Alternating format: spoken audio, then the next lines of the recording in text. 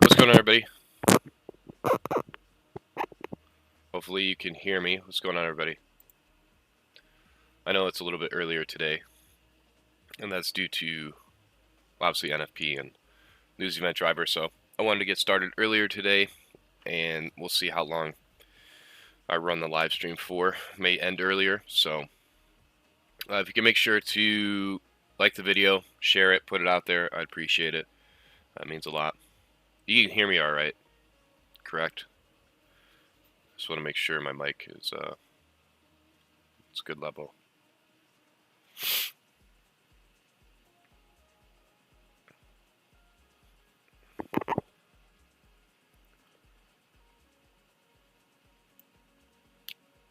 Thank you, Brian.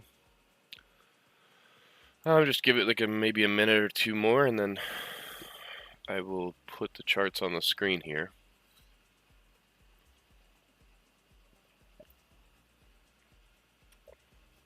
Good morning, Roberto. I hope you're doing well. Seems like the usual crowd. FEG, Luca, Brian, Ekbar. Good to see you. Good morning or good evening, wherever you're at. We have a lot on the agenda today, so should be fun. I'm not particularly sure what exactly is going to play out, obviously, but I have an idea, so I'm excited for that. I'll talk about some characteristics of NFP and kind of what to expect. We may have to wait until the actual open. I'm not particularly sure, but good morning, Emmanuel. Good morning, James. Good to see you in here, Robert. All right, let me go ahead and switch on the charts here, and let me know if you can see it. Make sure to like the video. I'd appreciate it. Get it up there into the YouTube algorithm. Good morning, Kirktown. What in the world just happened? There we go.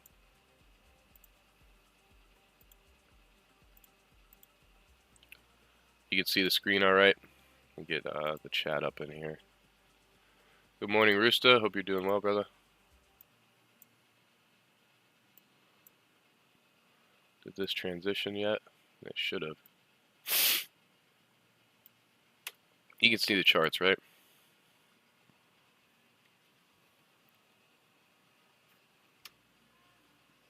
Oh, thank you, Roosta.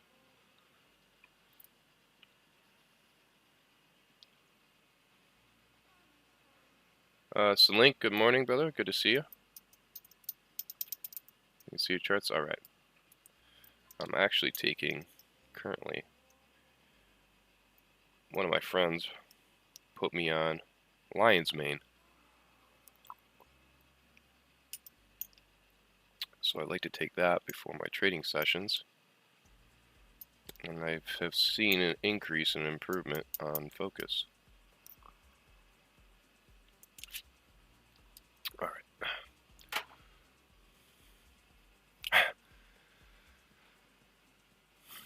Yeah, I definitely would say it has helped me. I've felt a crazy increase in focus. Akbar, that is the indicator there. Alright, let's dig into today, right? Let's start out with the higher time frames and work our way down. That way we are at least understanding what is going on, and we can work our way into NFP, right? So, make sure this is up.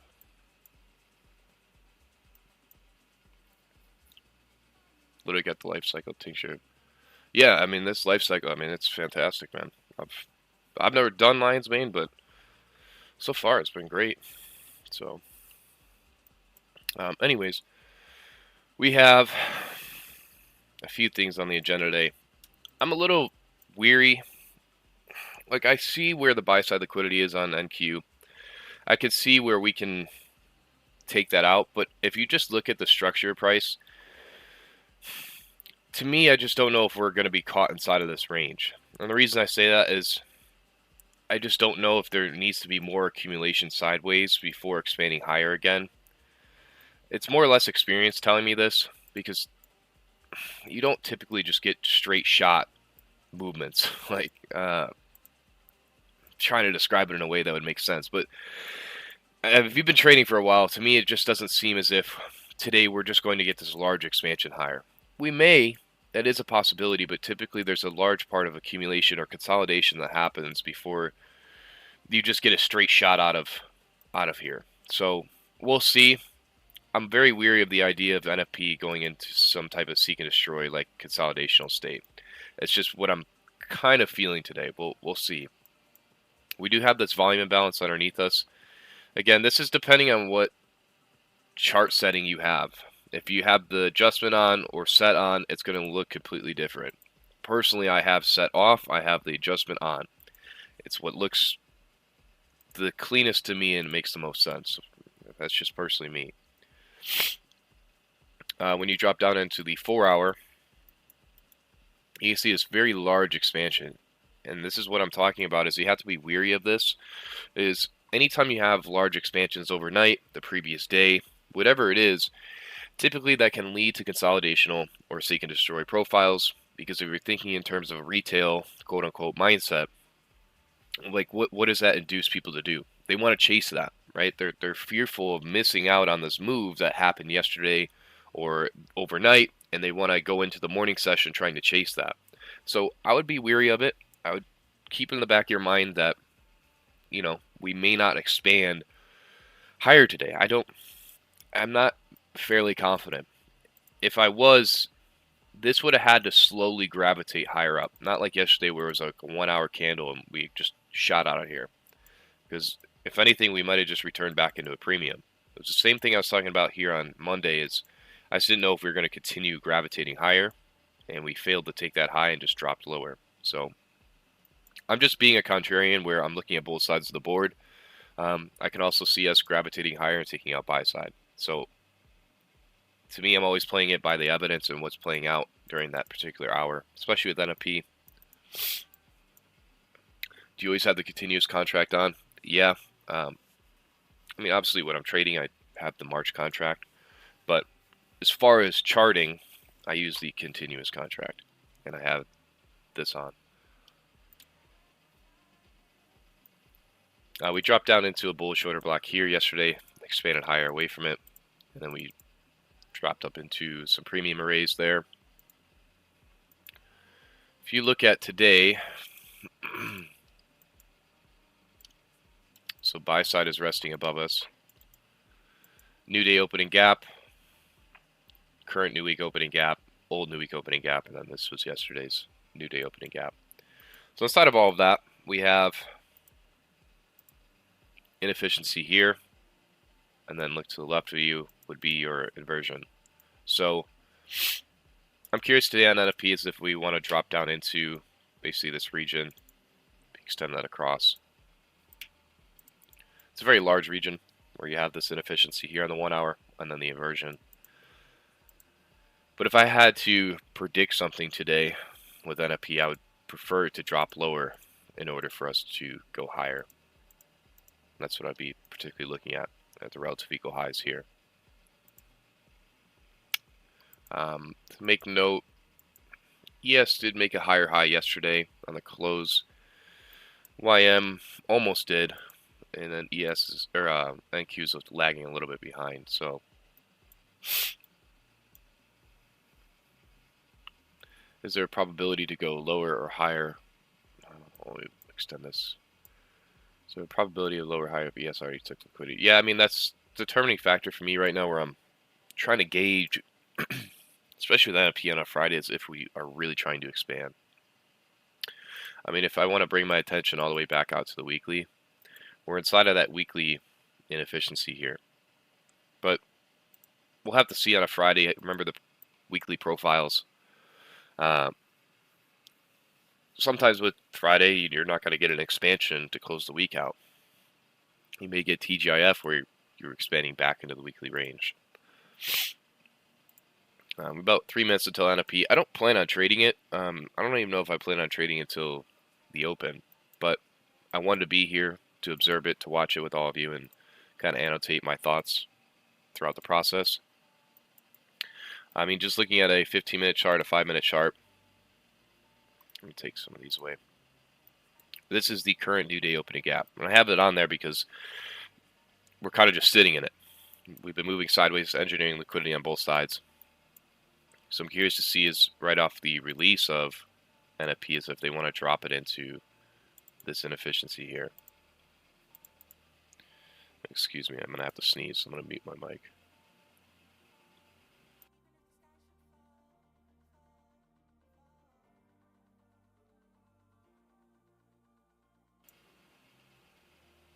Oh, I still have the background music on. I forgot y'all can hear that. I can mute it, but if you like it, I mean, I could actually turn it up. I love music on the background, so that's just personally me.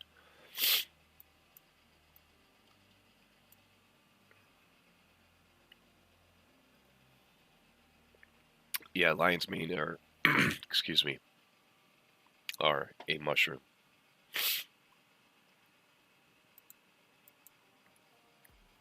Turn it up, all right.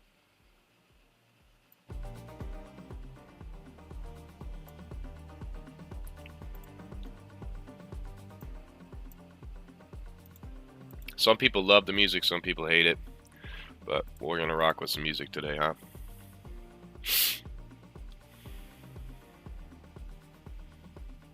Do I like to use settlement as a closing price on? Yeah, I can. All right, who's ready for NFP? I'm kidding. Don't be super excited over it.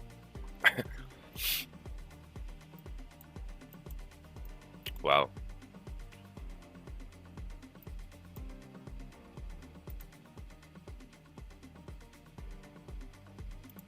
What's up, Marco?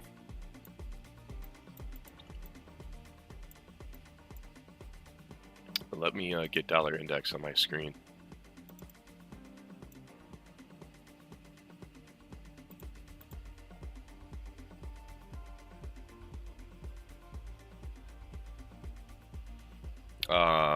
Tokyo, I'll drop it in the chat.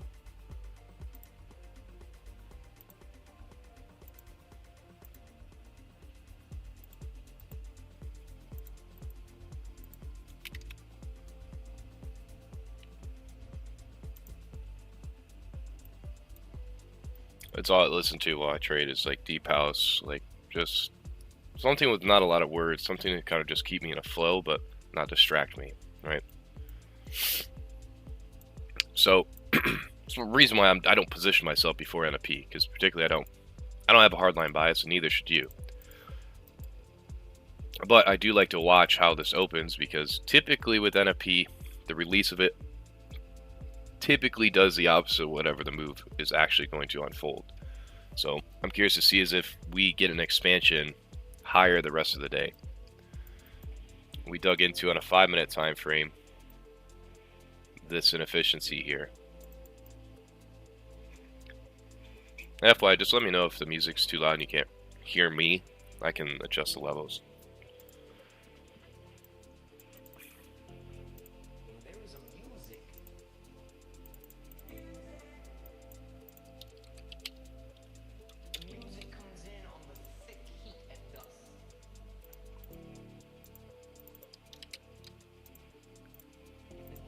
So we have buy side liquidity. Look at the relative equal highs engineered.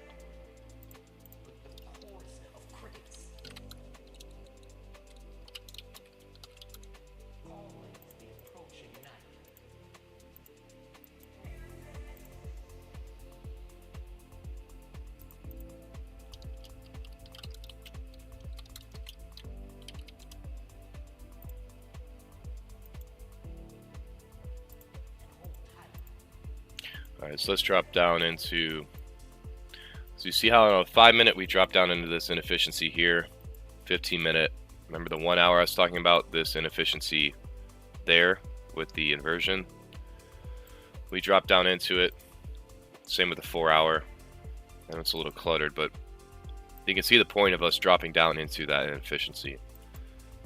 Current new week opening gap in here, so I want to see if we can rally away from that. This is where I don't plan on doing anything right now. I'm just observing price and seeing what it's doing. Just trying to gain a read on it before we go into the open today.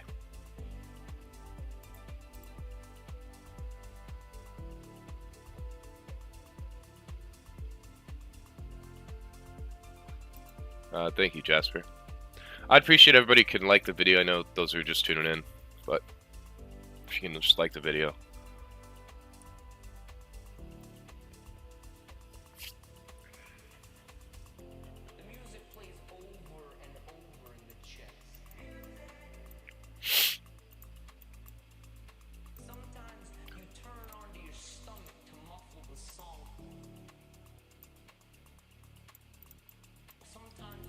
So what is this pattern here? If you guys have been studying for a while, what is this quote-unquote pattern? Good morning, Marius. Ghost of Machine? Yeah, it's an earlier stream due to NFP. Thank you, Tom.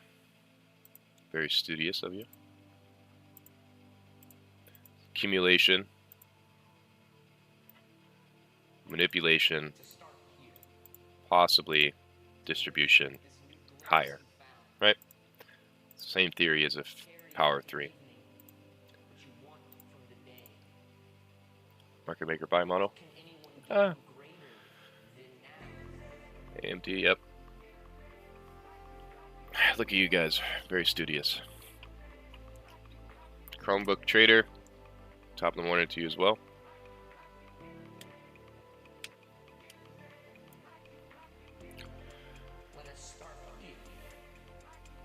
$325. It's good to see everybody in here. Good morning. Hope you guys are doing well. Just doing some early morning NFP trading, or observing, should I say. If you take a look at, let's take a look at dollar index. I'm not going to have it on the screen. It's on a different monitor of mine, but look at where dollar index is trading. It's trading a lot higher currently. So my hope is for today is dollar index wants to break out of whatever it's doing. I particularly don't care. But you have to be wary of that trading NQ, ES, or YM, because if dollar index starts to really rip off higher, then you have to be wary of NQ, ES, and YM moving off lower.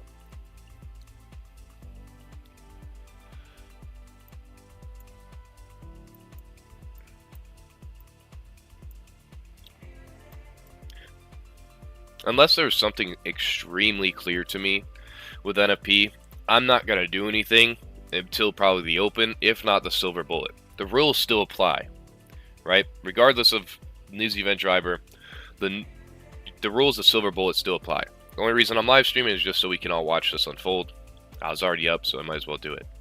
But in general, if you can't hold yourself, if you can't have the discipline not to trade something where there's volatility, there's movement, just don't even get on the charts until your time, to trade, because that's going to prevent you from doing stupid things. And in general, you shouldn't be trading NFP.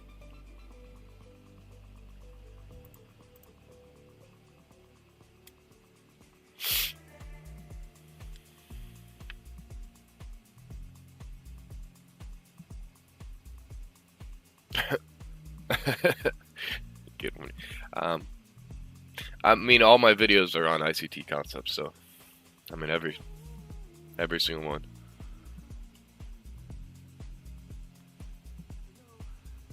Yeah, Tom, I'm just not fooled by dollar index. Like whatever it's doing, I'm just like I'm not sold until we clearly close out of the this consolidation. Because FOMC, I thought we were for sure going higher, and it dropped off lower. So until I get a closure outside of this range, I'm not going to call anything one-sided.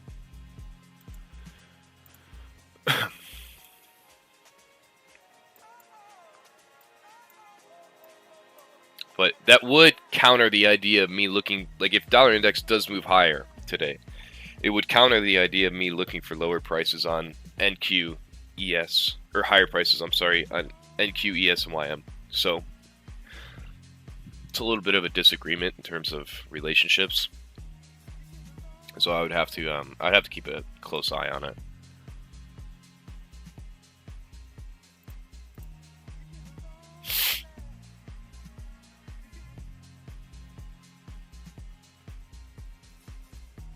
Good morning, Ryan. Good to see you.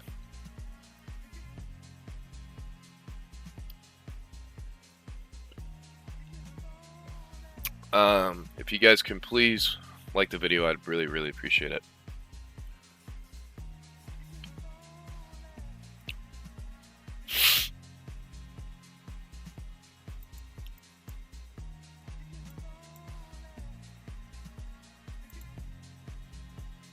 So I'll pop over to dollar index real quick.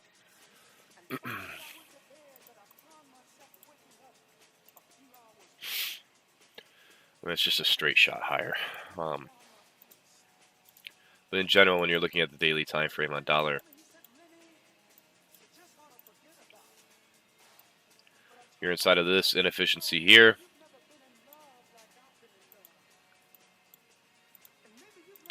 Just been moving sideways. I hope we just move out of this today. I hope NFP is used to move out of this range. So there's liquidity on both sides. I mean, I could easily make the case for both sides. So, I mean, relative equal highs there. We could run for the high in here. And if that happens, well then I have to be weary of pushing for longs on NQ.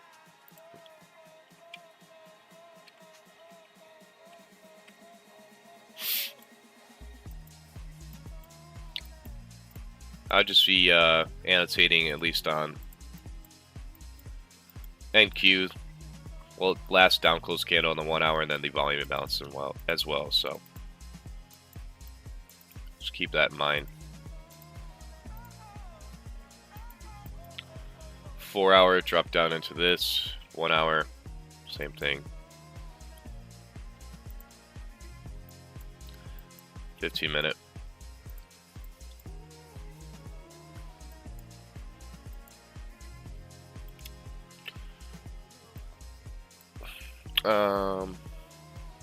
Yeah, I have some background music going on today. Seemed like the chat wanted it, so we're gonna keep it on today for now. I also don't typically have it on because I get copyrighted, and obviously I don't make any money from the YouTube video then. So, but I don't know, this one may not be copyright.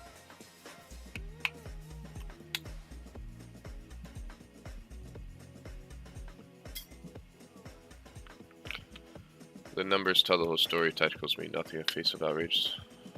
I guess in a sense. I mean,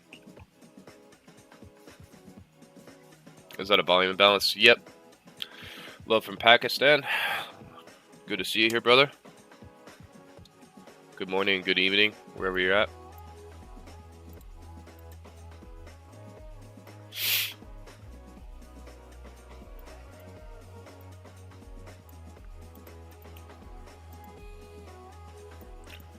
So something like this where I'm trying to determine if we're really going to move higher into the buy-side liquidity pool from here.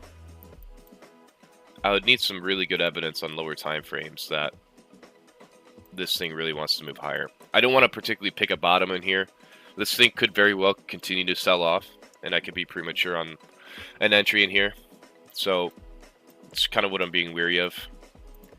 And I'm fine not having a perfect entry. I'm fine not picking the lowest low. If something starts moving higher, then I'm fairly confident that I can get some type of entry in the higher region, right? If you've been with me long enough, you know what I'm saying. You've seen my style and the way I trade.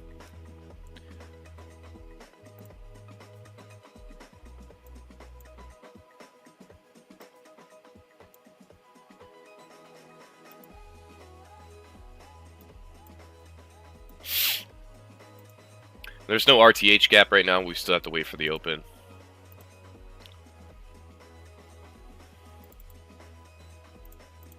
Yeah, exactly, Rooster. I mean, it's not my style. I don't like calling bottoms or tops.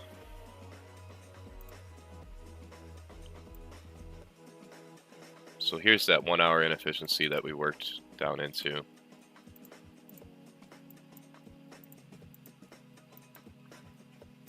If dollar index was really dropping off lower right now, I'd be extremely confident this thing was going to rally higher. But the fact that it's in sync with it, eh.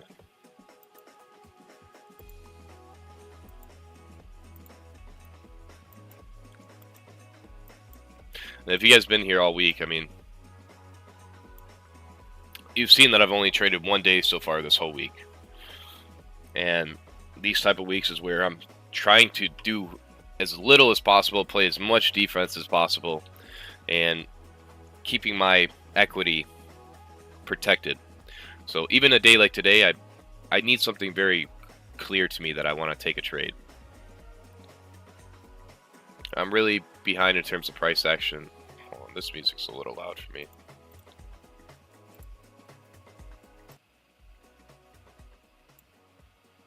I'm really behind in terms of price action. How can you help? Just start studying, man. You know, all that's out there. So, you're finally ready to launch your dream business as an LLC or limited liability. Yeah, I definitely agree, Tom. It's usually the expansion is a lot more than the manipulation. Both, yeah. I mean, it still can, but you have to understand that there's a lot of volatility going on about an hour and a half before the silver bullet. So sometimes there's cleaner moves that are happening. I mean, that goes for news event drivers before the silver bullet. But if I was a newer student, I would always stick with the idea of just trading the silver bullet regardless of what's happening. And if you're newer, I wouldn't even be trading NFP.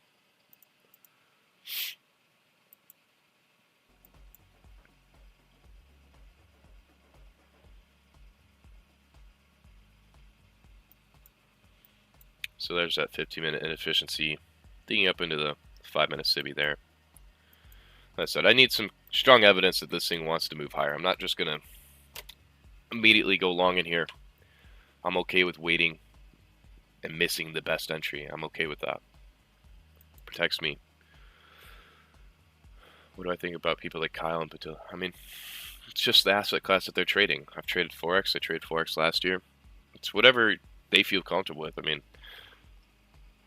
if I was them, what I learned last year, if one asset class like dollar index, if I have something like euro or pound that's inside of consolidation, this happened last year with ES where it was inside of consolidation. I couldn't find a groove with it, so I went back to Forex because, and all I did was trade the euro contract because it was moving more cleanly. So for me, what I learned last year is if my asset class, whatever I'm trading, is inside of consolidation on daily time frame, like dollar index, like euro, then I'm not going to trade that. I'm going to elect to trade something different, and I'm not going to sit there for 2-3 weeks and not trade. I mean, that's what I learned last year. I mean, for the most part, if something's moving, something is at least moving in one clear-sided direction. If the whole market, everything is inside of consolidation, then I'm not trading anything. But I learned last year that if my asset class is in consolidation, that's not printing what I want, then I will switch to something different for the meantime.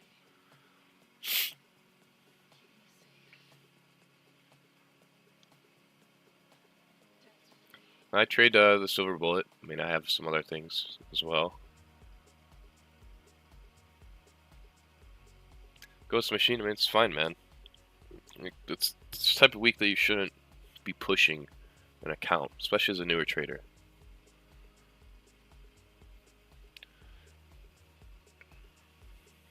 Learning discipline from you? Awesome, I'd love to hear that. I mean, it's like the #1 thing I preach here.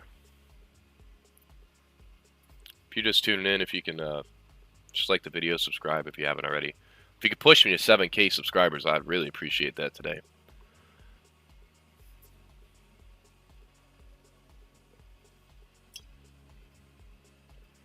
We've basically been getting 1,000 subscribers every week. So that I'm thankful for, and I appreciate all of you.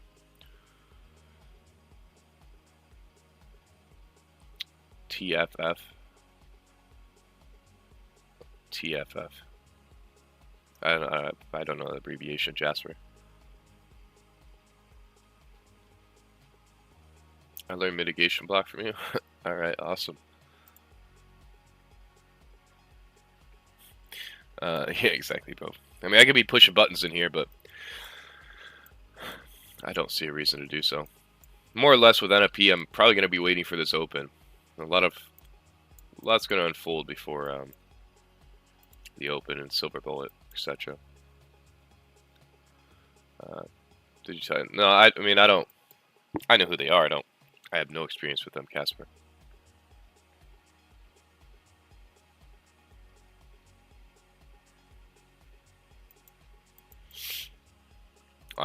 I think he's talking about a Forex prop firm. If you look at, if you have your SMT chart pulled up, if you look at the highs before NFP, look at where YM took out its high, and ES and NQ failed to do so. So pretty interesting in there.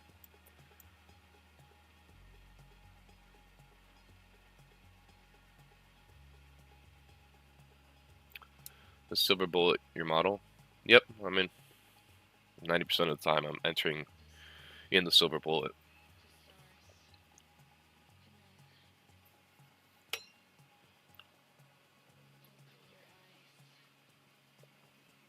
I gotcha, Jasper. I mean, it's the reason why I'm moving away, or I have moved away from Forex prop firms. I just, especially as a U.S. resident, I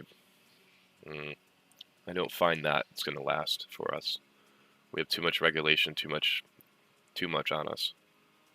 So, as far as future prop firms, they're legitimate. They're okay to trade in the U.S. I don't see those going anywhere.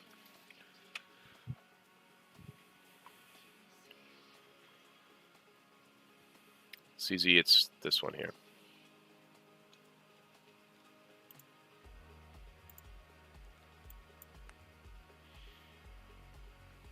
Larry, same thing. ICT higher time frame candle.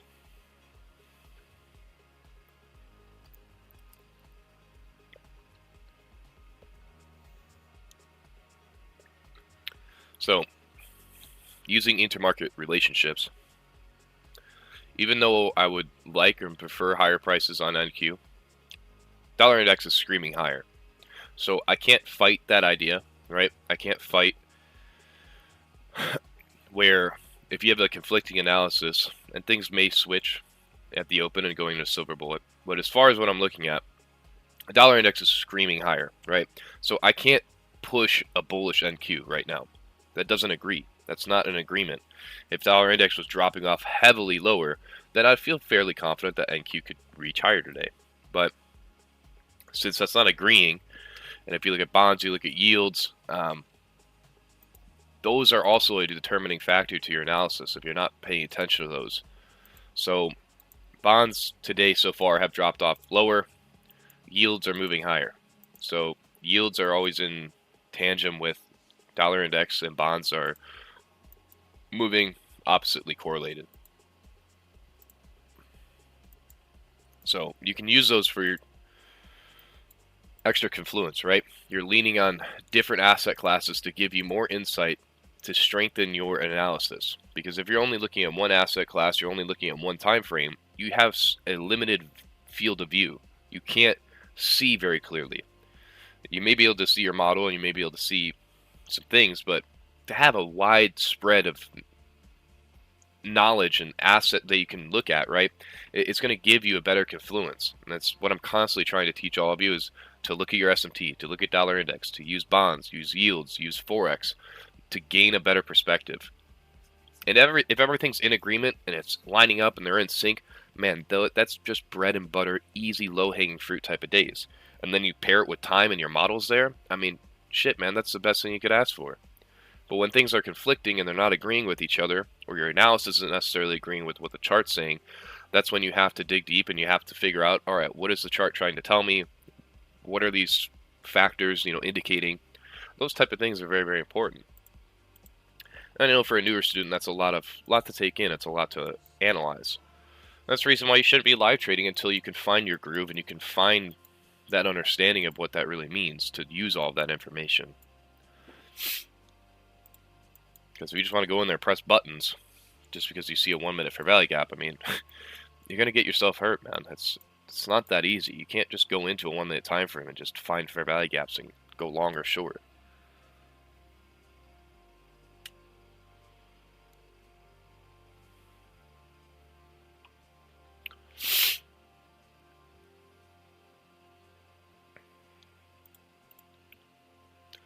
Which yields am I talking about? I'm talking about the 5-year, the 10-year, the 30-year. Bonds, same thing.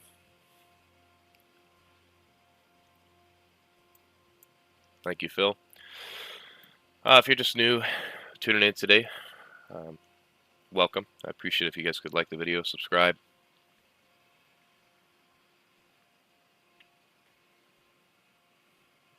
Yeah, Tom. Something to think about as well. That's the reason why ICT doesn't trade the whole month of January, is it gets a lot of things out of the way and then going into February.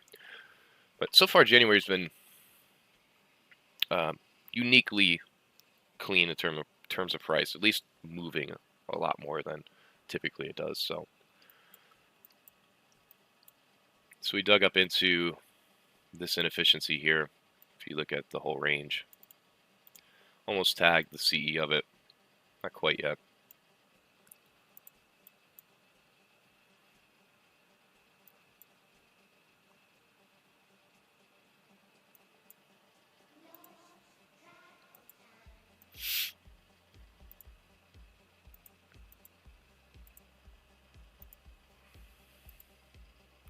January, last 2 weeks were difficult. Yeah.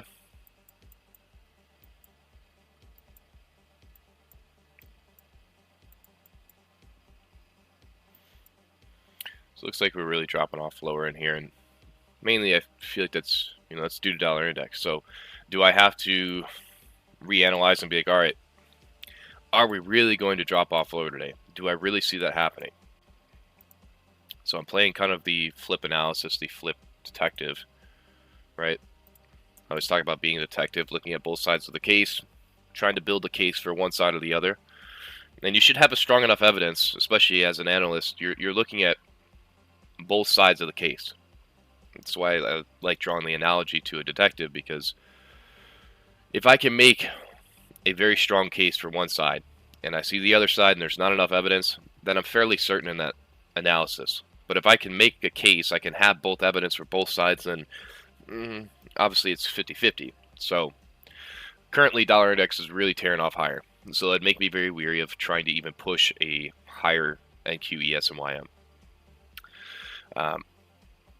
if we start really breaking through a lot of bullish PD rays, then it's going to give me fairly certain confidence that we're going to want to drop off lower today. I just don't know how far.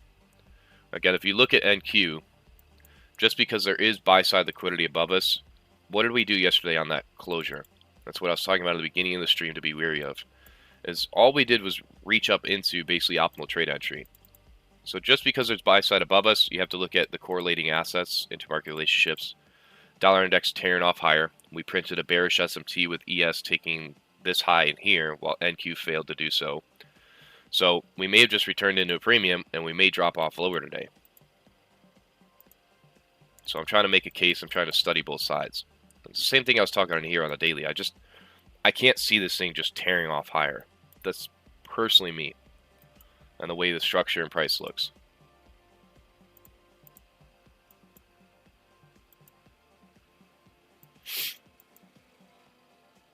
Yeah, I mean, even the 5-minute in here. But then again, I still could have made the case that this was simply just a manipulation dropping lower underneath sell side, and we could have easily rallied higher. So, yeah, don't beat yourself up over hindsight stuff.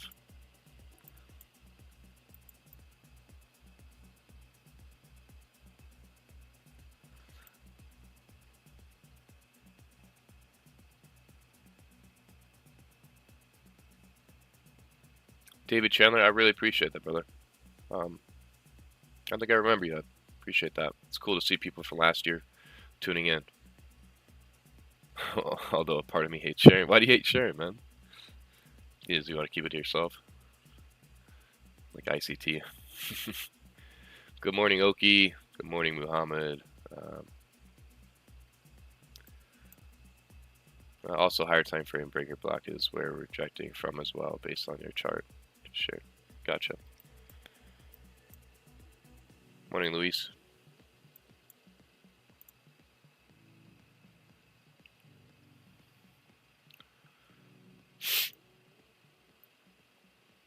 Yeah, I'm going to lean on the idea now.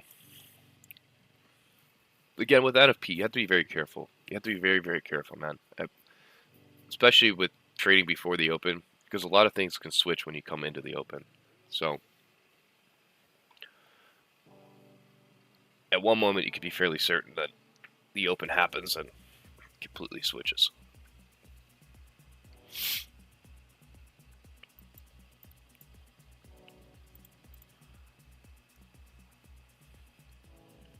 Welcome for everybody who's tuning in. I appreciate it if you like the video, subscribe. I don't know where I'm at in terms of subscribers, but I'd really, it's a goal to hit 7K today. So I'd appreciate if y'all can push me to that. Mean a lot.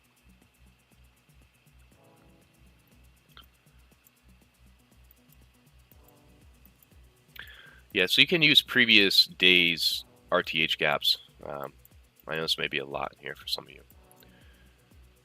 but we don't have the RTH gap just yet because we're not at the opening.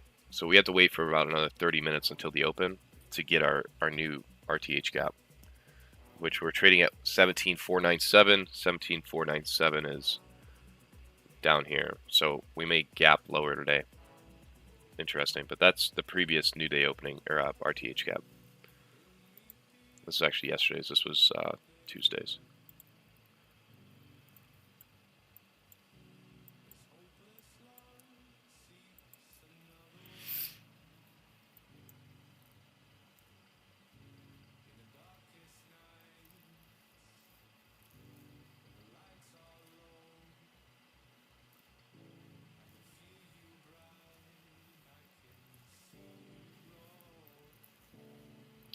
RTH is regular trading hours. If you toggle this over, you're going to see the open and the close of yesterday's close and then today's opening when we do open at 8:30. 8:30 my time. What's up, Swiss? This is, I'll be live probably to the end of the Silver Bullet. Typically, I don't live stream this early because, but it's NFP today.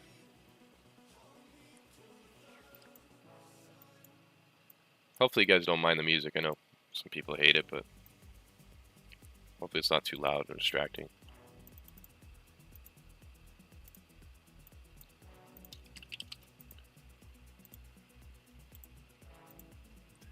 I appreciate that, Sherbert. Thank you. Welcome if you're new. So reached up into that Sibby there, dropped off lower. Again, were we looking for shorts? No. So I can't be upset about that. I'm just being weary of the idea of... Can't hear it? Oh, okay. Yeah, I kind of dropped it a little bit lower.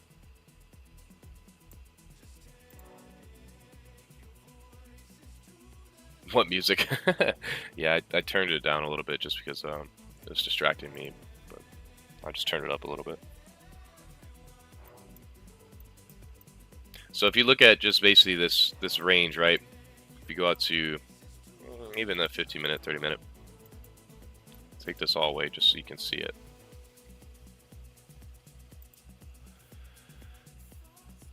Really, that's our previous dealing range low to high up here, right? Because this is where that impulsive leg started. So where are we at currently? We're dropping down into a discount. We left buy side here prior to NFP release. So what would make me really be bearish on this?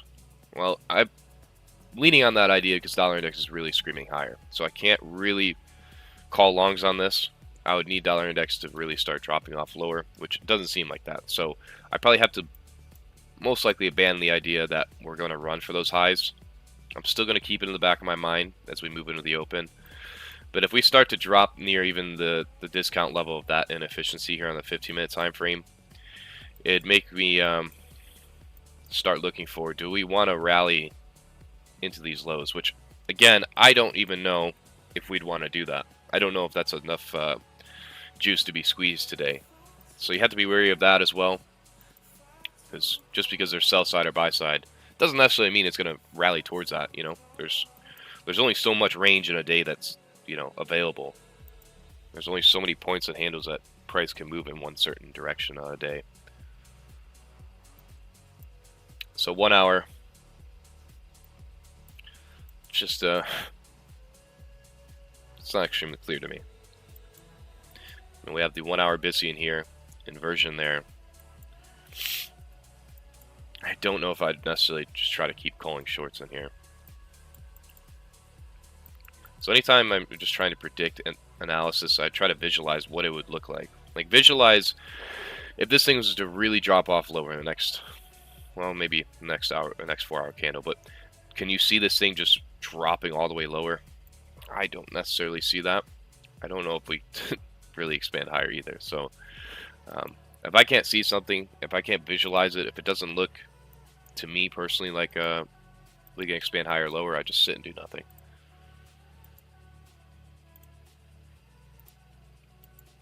So this was the current new week opening gap. This is a old new week opening gap there. So small inefficiency here. And if you're a newer student, somebody who's really under a year of trading, just tape read NFP. Just watch it, observe it. Same with FOMC this week. Just watch and observe price. Don't even try to be correct on your analysis. Just see how it moves. Understand the characteristics of it. Because that's the best thing you could do, and just put it into your journal.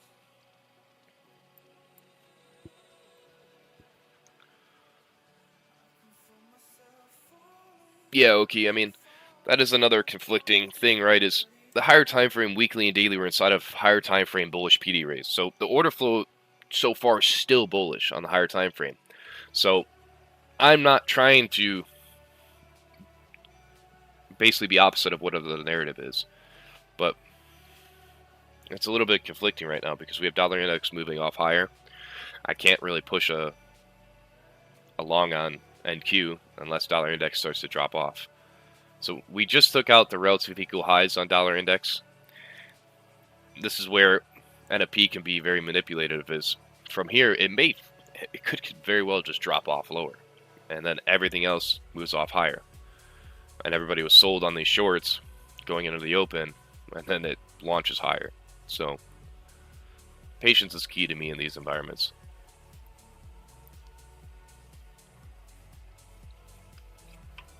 Matt is actually second in the world. Yeah, I mean, that's awesome, man. But, I mean, Robin's Cup's a long journey, man. That's a long road. But all props to him, man. I've only watched like, very little of his content.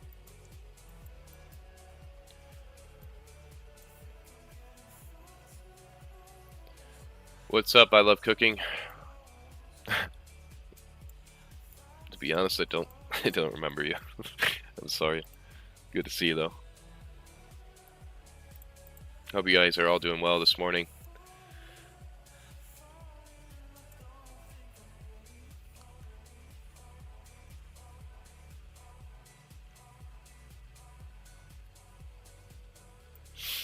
So as I talked about before, from this low up to that high, what are we doing? We're dropping down into a discount, into optimal trade entry. So pay close attention to dollar index, and if that thing starts to drop off lower from here, then that would give way for this to move higher.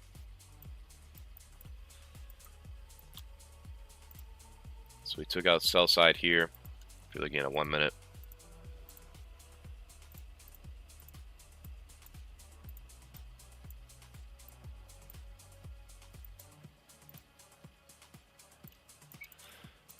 Buy side liquidity there. But I would need some real evidence. Some really good evidence, so we want to gravitate higher.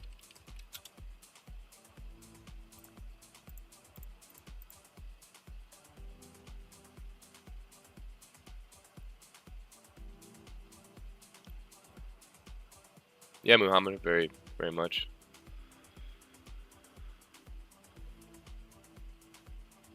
Oh, I gotcha. You decided to come back on a Friday. Again, I'm pretty fried. Every Friday, I'm quite exhausted. I'm a little less exhausted this week, just because I haven't engaged too much. But to be honest, I feel like I'm getting sick. But trying to fight that.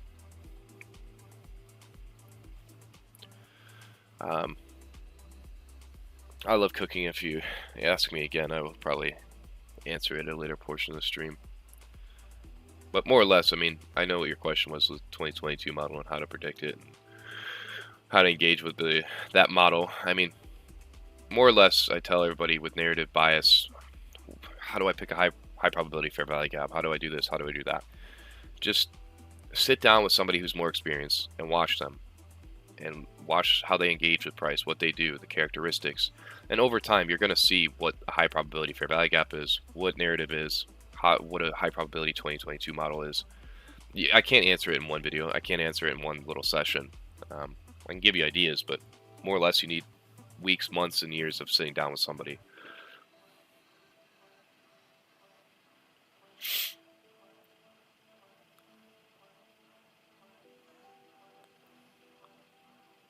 Take care, memory tree. Somebody asked about a 1 minute time frame SMT. I mean, not necessarily. If something's super aligned and everything's aligned, I mean, 1 minute SMTs can be great. But again, that goes for everything on the 1 minute. You have to understand everything else surrounding it. And to be honest, when I'm looking at the SMT on the 1 minute, yeah, I mean, that's a little too little of information. You need a little bit. You need a lot of information. Like SMT is just a confluence. It's just a confirmation. So you would have to have already strong evidence supporting ideas to support the idea that you want to go higher. And SMT just confirms that to you. It's nothing more. It's just to read the market, right? To give you extra confluence, extra help.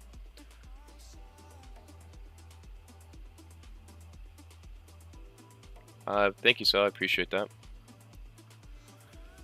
2022 model, yeah, I mean, it's an amazing model, but it can form without market maker sell model or buy model. I mean, it forms in a lot of areas. It forms a lot. But the main focus for me is look for the draw on liquidity, look for the narrative. What is price trying to seek that day on a higher time frame? And focus on one multiplier. The multiplier is a fair value gap, an order block, a breaker, and only use that one for your entry. Only use that. So focus on if the fair value gap is your entry pattern, like me, I only enter off of that. If I have other confluences like an inversion or a breaker, then I'll utilize that. But focus on where is price trying to draw to and where's your multiplier. And if you could do that and just focus on that, then it's super easy in terms of at least getting into the groove of what you should be looking for.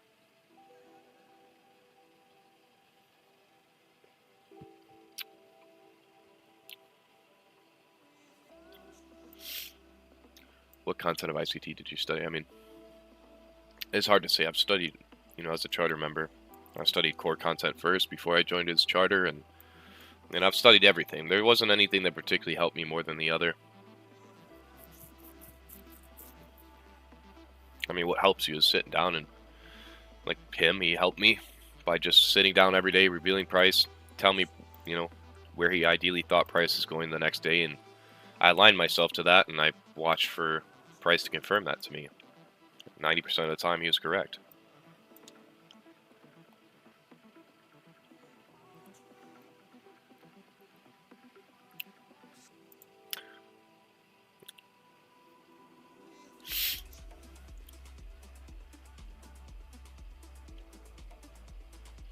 That's a good question, Nathan. I'll get to the other questions, but the reason for that is because it's not necessarily that Silver Bullet's a model, right? Silver Bullet is just a time.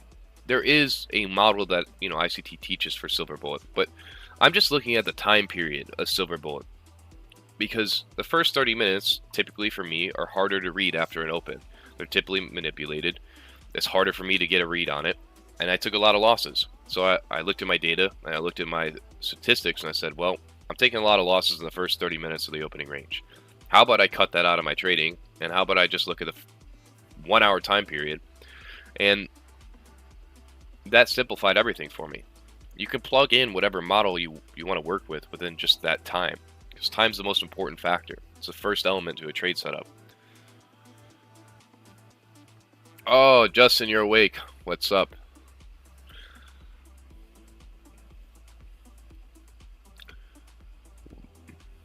Steven, what's up? Good to see you in here. Appreciate you.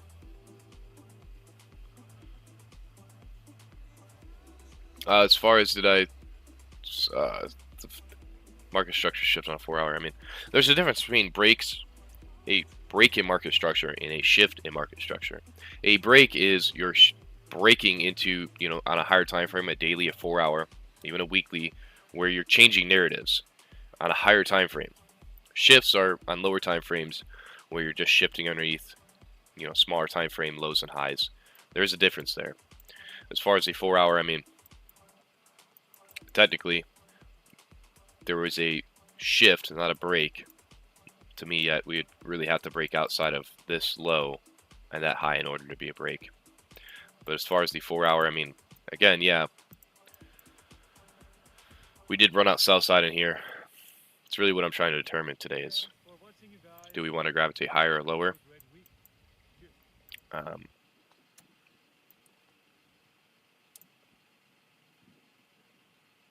it's 8:15.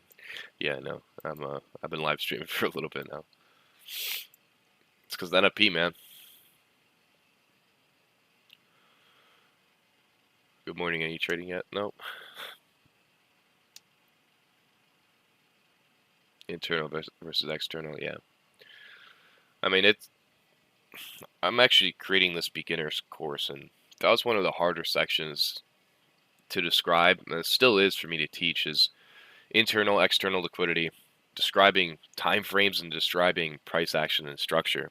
Because the market is so fractal, it's more or less experience. Like if you've been around for a while and you've used time frames, you used market structure, you understand that the market is so fractal that sometimes it's difficult to kind of describe that to a newer student because it's very difficult at times.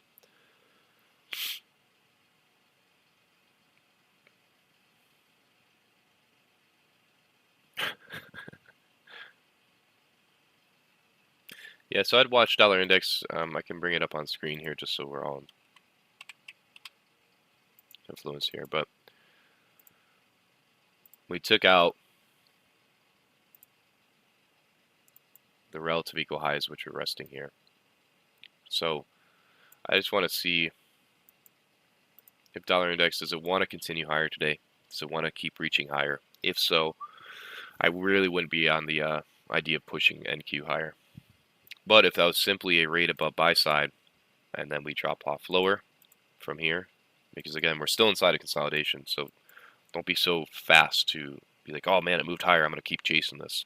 We may have just taken out buy side, and we may drop lower. So going into the open of today and the rest of the session, I'm going to be watching for that, because it may just return back inside of consolidation. It very well could. And if so, then I'm comfortable with the idea of pushing NQ a little bit higher.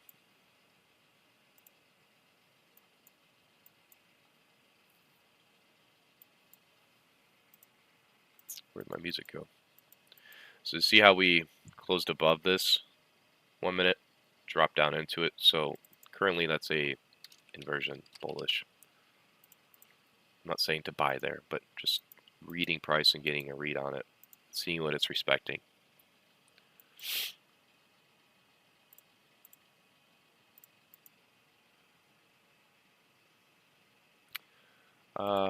Let's see, what else music should I put on? Ibiza Deep House Mix. Alright, we're going to go with that one. Largest retailers on the planet. You think they'll have it figured out, but Shopify really does. You can build a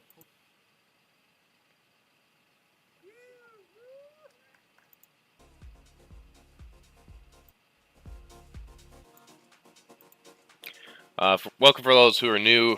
If you can please like the video, subscribe. I appreciate it. I know it sounds like a broken record to some of you, but I have to do it.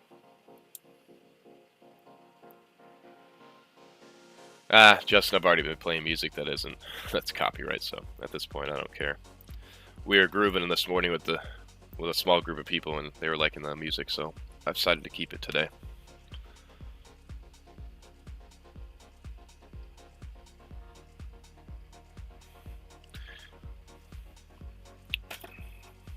Do you look at the 2 to 3 p.m. New York Silver Bullet? Yeah. People ask me all the time, what do I trade? I mean, for the most part, I'm trading the AM Silver Bullet.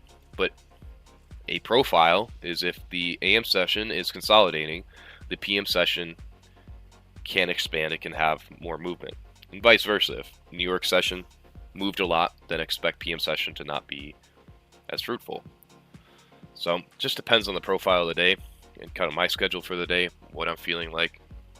If I can't get to it, then I'm not going to trade it.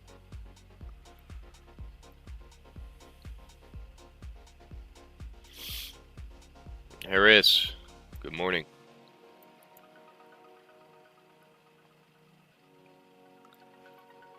What's your starting point for a trade? There's a lot to it. Just sit back and watch the live streams, watch the videos, and I know it's not the answer you want to hear, but trust me, that's the only way you're going to be able to learn. It's just sitting back, watching, and eventually you're going to pick up on certain things that I do, whether that's me or other live streamers. You'll pick up on their characteristics. There's a lot to it. I can't say that in one sitting.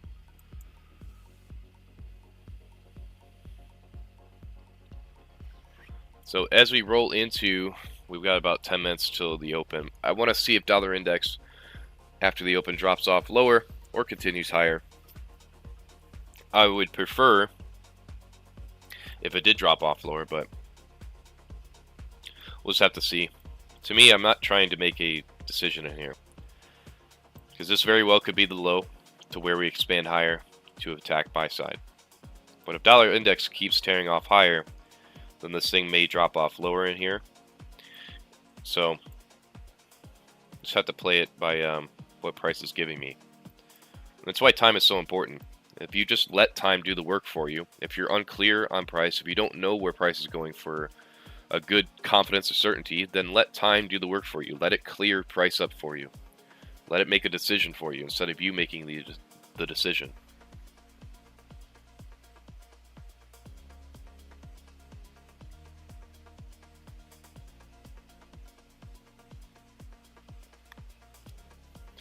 Steven, yep, every day I'm live.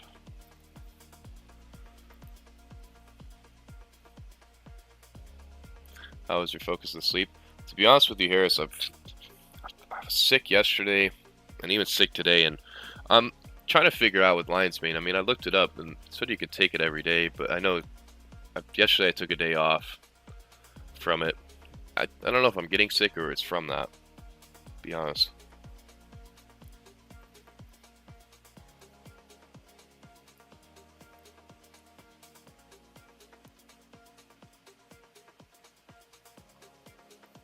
How much stuff of ICT do you gatekeep? I don't gatekeep anything.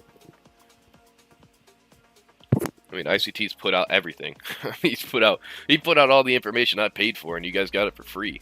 So, I mean, there's nothing out there that, I mean, I used to at times in like 2022, but he's put out everything. I mean, you guys got everything for free. Everything I paid for, you got it for free. So, I mean, there's nothing out there. Yeah, I hope so too, Harris. I think I'm just catching like a small fever.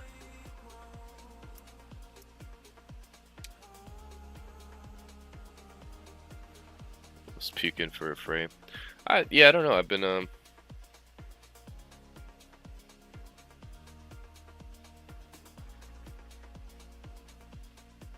feeling great, but I don't know. The last 2 days I just haven't felt good. After 6 years, though, I'm not sure what that meant.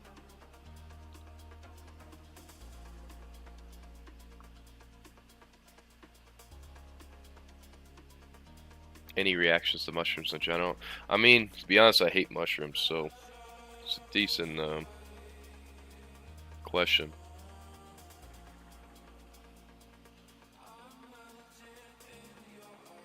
Damn, ICT got a trade. I'm sure he did, man. Again, never compare yourself to that dude, because you're gonna make yourself feel like shit. Because all the trades that he takes, I mean, 90% of the time I probably wouldn't even have taken the trade that he takes.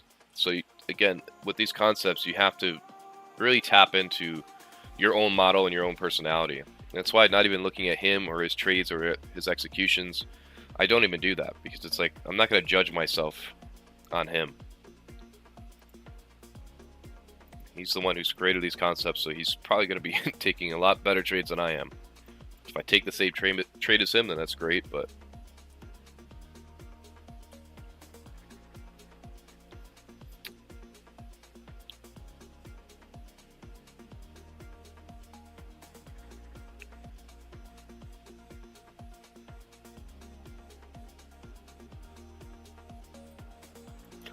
I mean, if I had an idea of what he did, he probably sold short in here.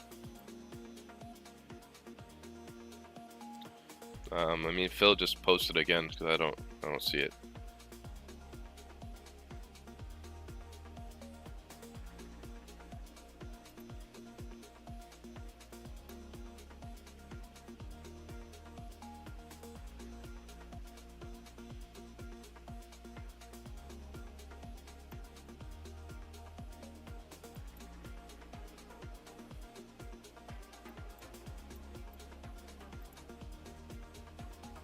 So if you look at just the 5-minute order flow in here, this is your 15-minute inefficiency, and if you refine that down into a 5-minute, which I'm going to do in here,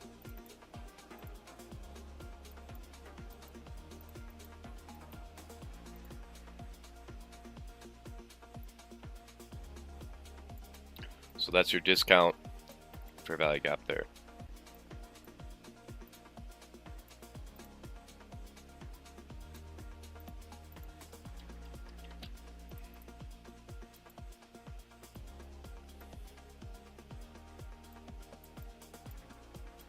He shorted a few minutes before NFP.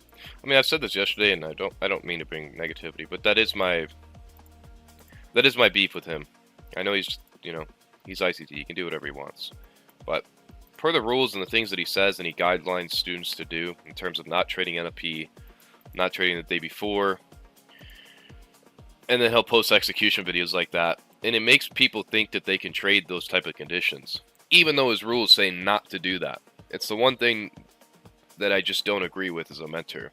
I mean, I'm sure everybody knows by now these rules, and, you know, to each his own, but as a mentor, I think you really should set an example by you know, walking the walk. Whatever you say you're going to do, or you guideline other people to do, then you do that. You don't do the opposite of it and then influence them to do that. Because most of you probably see that and you're like, man, I can trade before NFP, I can trade before FOMC. Yeah, ICT did it, I can do it. And then you get your ass handed to you and you're like, well, that didn't work. It's like, well, yeah, you're not supposed to be doing those things. I mean, even trading right after the open NFP, if he posts an execution video, you guys would see that and be like, oh, if he can do it, I can do it. It's like, no, that you're not supposed to be doing that. Even he says not to do that. So, and again, I know his personality. I know he probably just wants to show off, and I mean, that's cool. But as a student, as somebody who's watching that, it's influencing them to do the wrong things, man.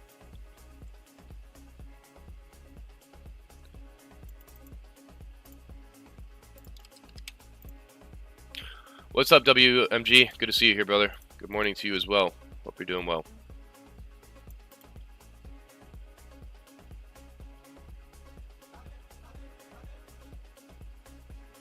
I see you. Let me go back to you, Phil. I know ICT says that NFP usually creates the Judas for the month. Is that the event itself or the daily candles? It could be the events leading up to it, or it can be that day. Just depends.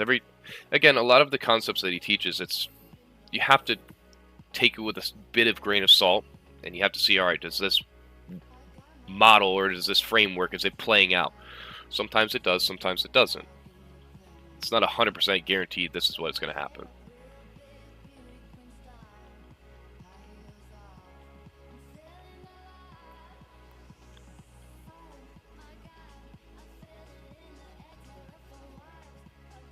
Morning, Alex.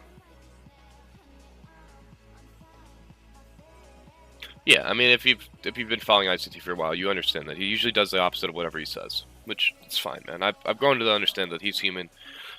He's got some chemical imbalances. I mean, it's not an excuse by any means, but I don't particularly care. I don't really care anymore because I don't follow him. His concepts work. He's given me freedom to do whatever I want in my life, so I'm eternally grateful and will never, obviously talk badly about him. I just, from a mentor standpoint, what I try to teach people is I want to walk with an example. I want to show you all, like, if I say something, you saw all this week, is like, from Tuesday, I said I was probably not going to trade the rest of the week. What have I done? I have not traded the whole week. I said if the only days I was going to trade was after FOMC or after NFP, which FOMC I didn't, yesterday I didn't, today I may or may not. So I try to walk the walk, because to me, as a student, you want to see your mentor doing that.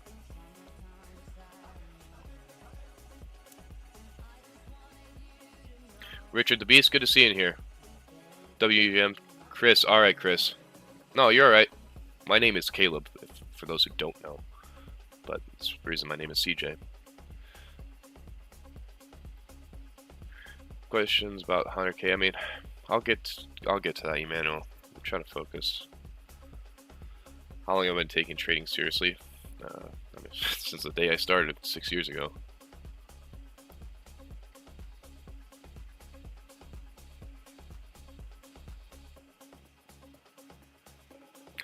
Real Steel Hammer. I mean, yeah. I mean, go to my Twitter. I post it.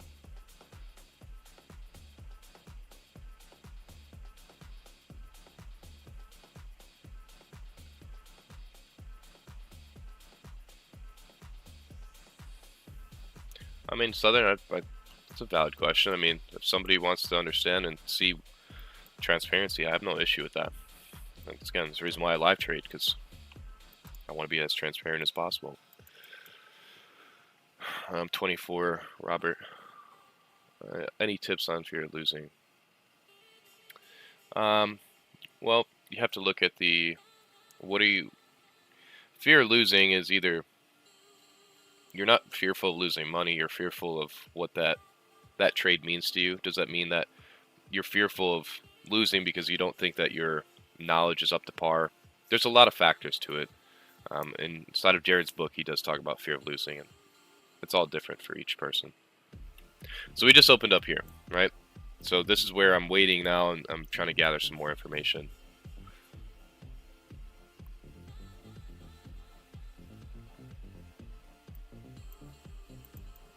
Still taking a look at dollar index.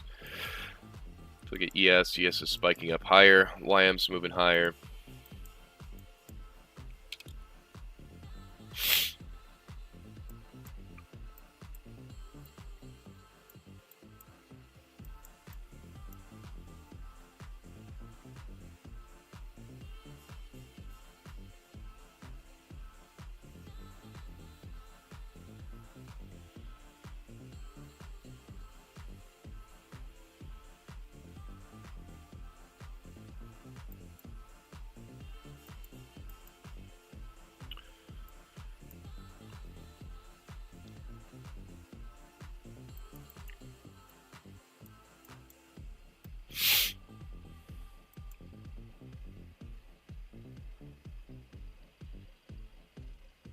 we're kind of sitting inside of this current new week opening gap here.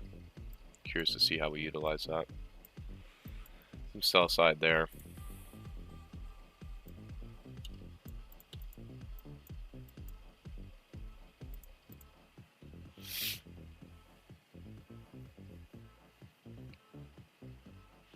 I can't see what my subscriber count is at, but if you can let me know if I hit 7K, that would be great.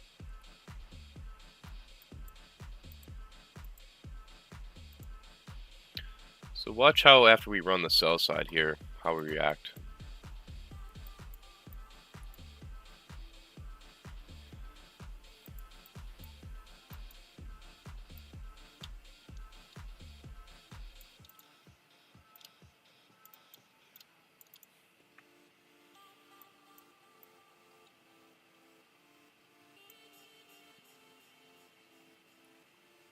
Okay, so I think like 40 more.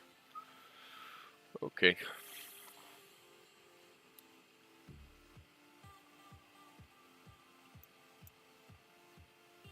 Luca, yeah, I mean, just keep grinding, man. That's all my advice is. Sometimes you're 3 feet from gold and you don't even know it.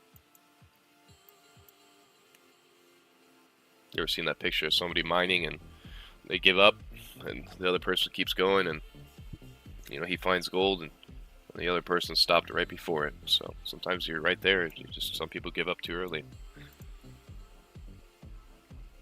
So the fact that the opening is providing the evidence that, again, everything can change by silver bullet. I'm really waiting for time. If you haven't noticed, but with NFP,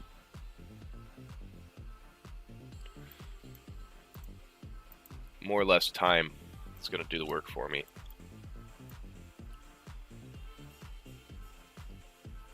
Marco, I appreciate you. Yeah, I don't ever plan on getting super famous, man. But who really knows? Yeah, so ES hasn't taken out that low, neither has YM. So that is a bullish S&T in here. If dollar index starts to drop off lower and this thing really starts to move off higher, then I could support the idea of looking for higher prices in here.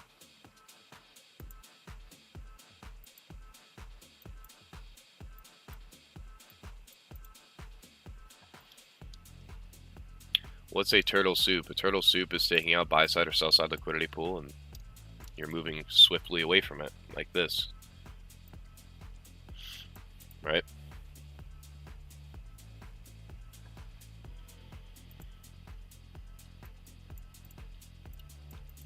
Buy side liquidity pool here.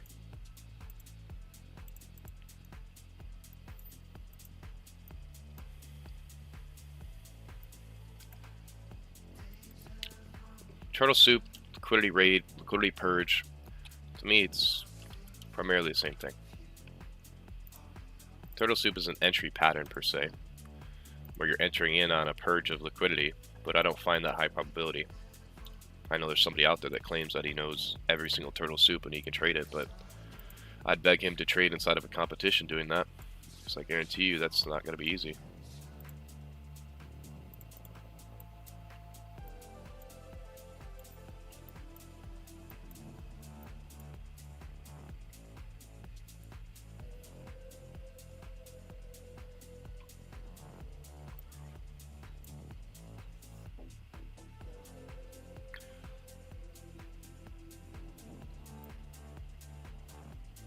So I'm sticking with the idea today. If I'm going to try to see if we can just continuously look for higher prices. I mean, the buy side in here, if we have enough juice to squeeze, then that's what I'd be looking at.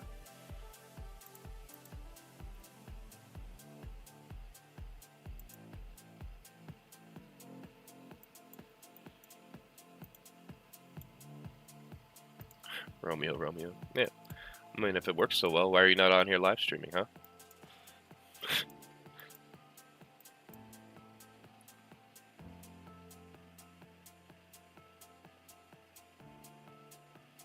What an Aiden FX. I mean, shoot me a DM on Twitter or just, yeah, just shoot me a DM on Twitter. I know you probably can't because I'm verified, so just give me a follow and I'll reach out to you, brother.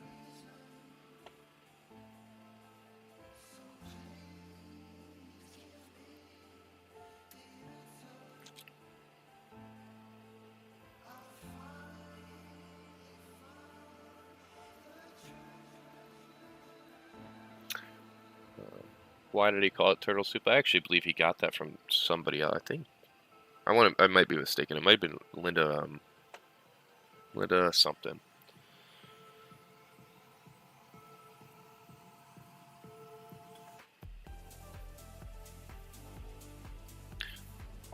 So if you look at like a microstructure, this may be too much for some of you, but what is this little pattern here? That'd be a breaker, right? Well, it doesn't seem we want to reach down into that. Thank you, Wolf. I forgot the last name. So if we were to go higher, I'd be looking at this portion of the inefficiency that's left open for price to trade up into. And then the new day opening gap, buy side liquidity. So we have SMT at the lows, sell side being ran, buy side liquidity resting here.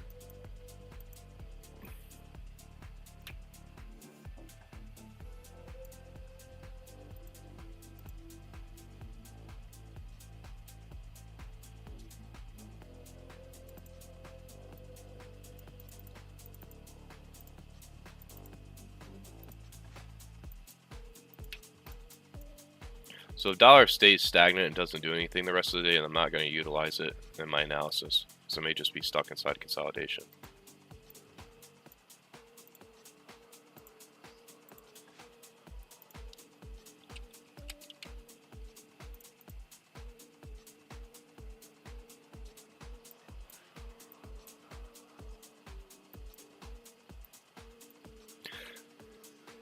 Yeah, it didn't look like we reached down into that quite. But from here, I would like for, at the very least, this premium SIBI on the 15-minute, and we'll see if we can reach up into that buy side.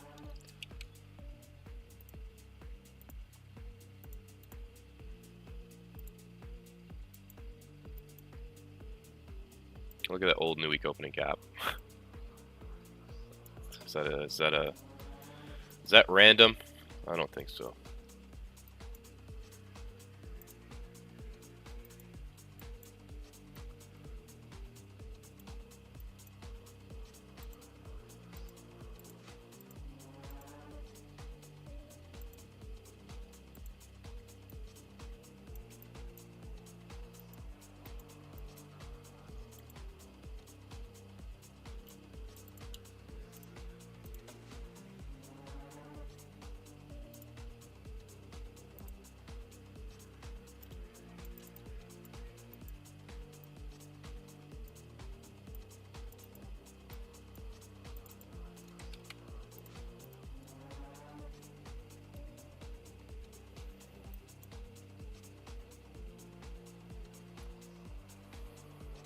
It's interesting YM made a lower low just a little bit ago.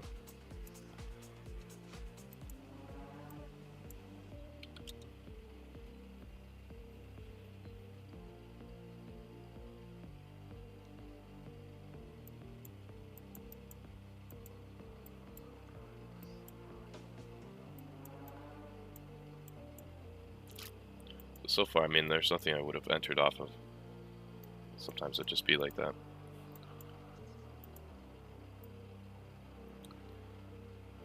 I mean, if you look at YM, it's kind of decoupled away from ES and NQ are doing.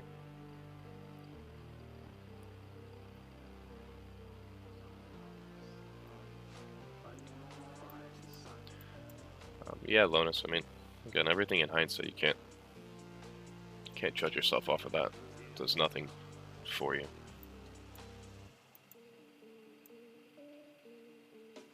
So what I'm being weary of right in here is I'm looking at how YM is. Do you see how this is dropping off lower if you're looking at YM?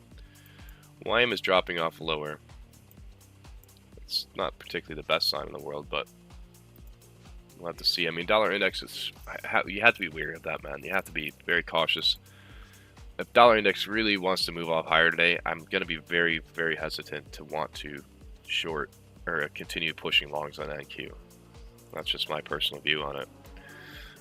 Again, if you're looking at the contrarian view, is we may just return into a premium, right? From this high to this low, you may return into a premium, and then it may sell off again. So that's where intermarket relationships comes into play and looking at other things.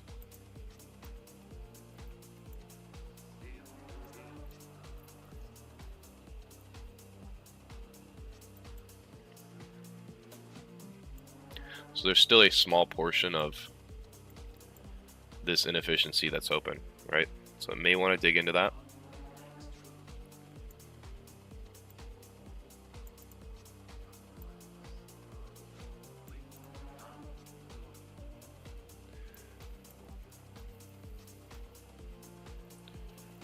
Yeah, I got you.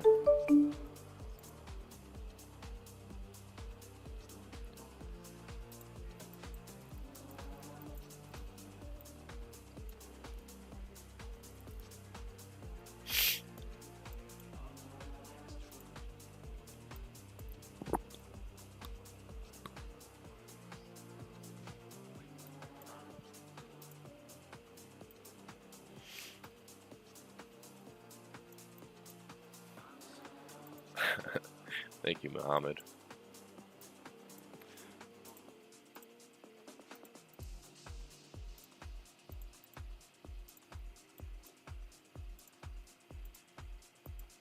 So this is today's RTH gap. So that's the RTH gap today.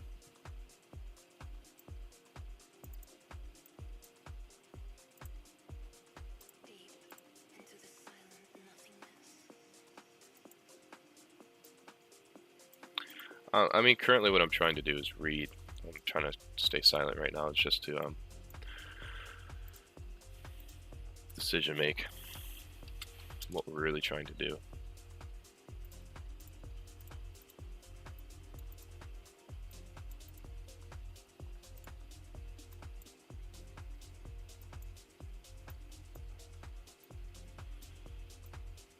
As I talked about before, just have to see. I mean, there's something in here that I would have personally went long off of. So there's that, but just trying to determine is if this thing really wants to gravitate higher today into the buy side. I mean, they're a little bit decoupled with YM and ES, so.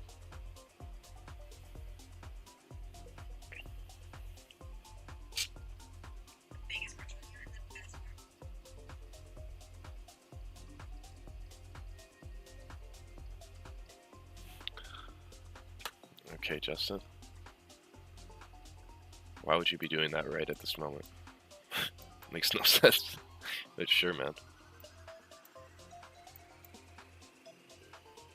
OTE trader, what's up, brother? Good luck to you as well.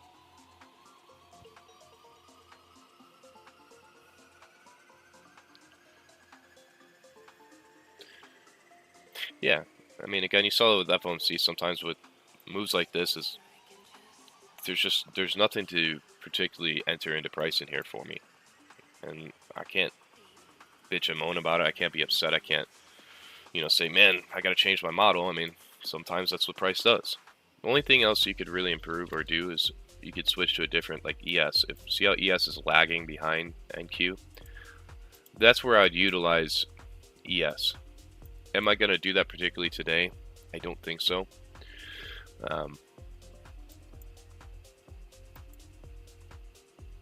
But you can see here, I mean, only thing I could have done is enter off of a turtle soup. So sometimes that's the part of your discipline and part of your model is sometimes you don't get an entry. But obviously from here,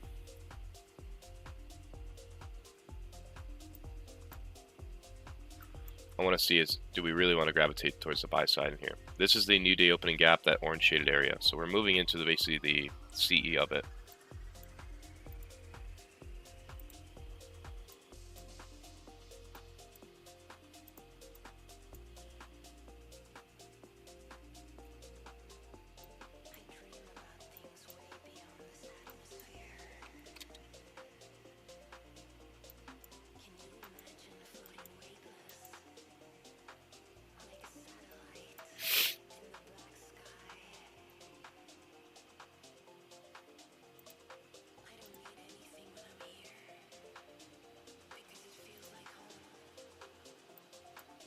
Welcome for everybody who's new in here.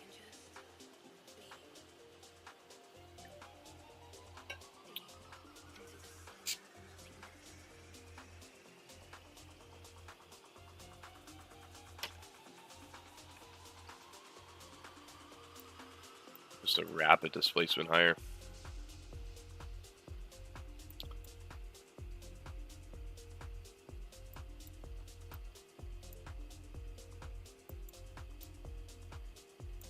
I mean, that's NFP for you, man. That's pretty wicked.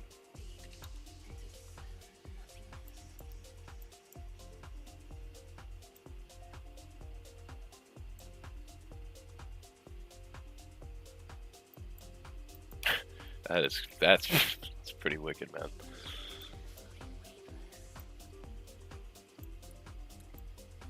That is a just clear one upside.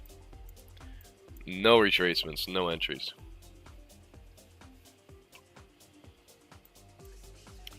Again, you could enter into this. Like, this is the point I'm trying to make. You could be fearful and just enter into price at any given moment because you see a draw in liquidity without your entry pattern. And you're just breaking your rules, you're breaking your discipline. I've talked about this plenty of times. But if you do that, that's a loss. That's not a win. Like, if I just went long in here for no particular reason, didn't have my entry pattern, then that's a loss. That eventually is going to bite you in the ass. You can't do that.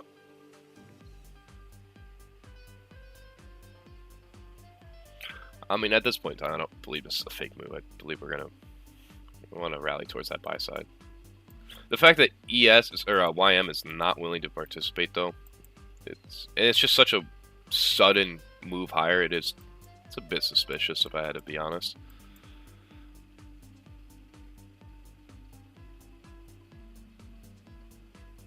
Again, even if you feel any type of emotions about this, like, you shouldn't even be trading NFP in general. So I feel no emotions. I feel very indifferent about it. It doesn't mean anything to me.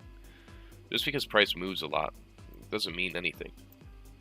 I would be mad or upset if my entry pattern formed in here and I didn't take it, but my entry pattern didn't form. There's nothing in here that would have probed me to go long. Like, if price dipped down into this fair value gap in here and I didn't go long off of that, then I would have been upset at myself. But personally, there's nothing in here that would have pushed me to go long. So, you can't be mad or upset at yourself at that.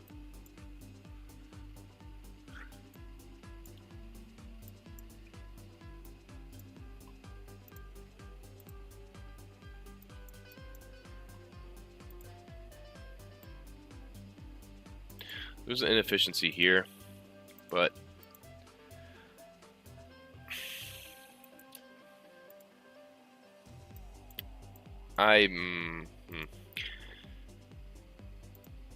the fact that YM's just not willing to participate, it's just a little weird to me, that's all. It just seems highly manipulated. You can see there's nothing else that I can explain to you. Like, if this thing really drops lower, there's nothing else that I can tell you that would be why I didn't enter in here.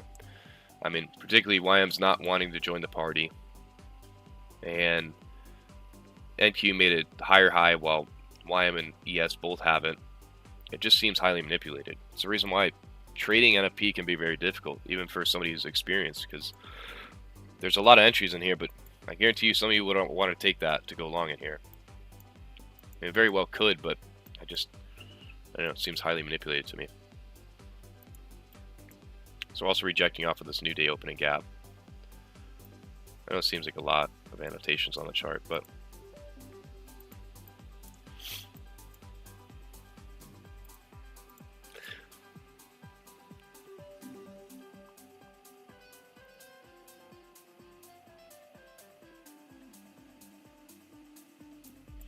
you said there's a short. I mean, again, it's me doing the flip analysis, doing the flip detective. I mean, I could see both sides. I could see where there is this dealing range from that high down to this low.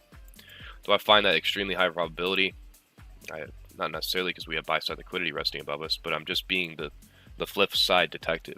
I'm not completely ignoring the other side, the other case. You have to be open to look at the other side of the case and be like, all right, does that actually make sense? Does that logically make sense with the information I have? Does it? Does it not? Like, I talk about being a detective all the time because I'm constantly weighing both decisions, weighing both sides, seeing which one has more evidence. If one is clearly one-sided, I don't have enough evidence for the other, then that's a good trade idea because I can't make a case for the other side.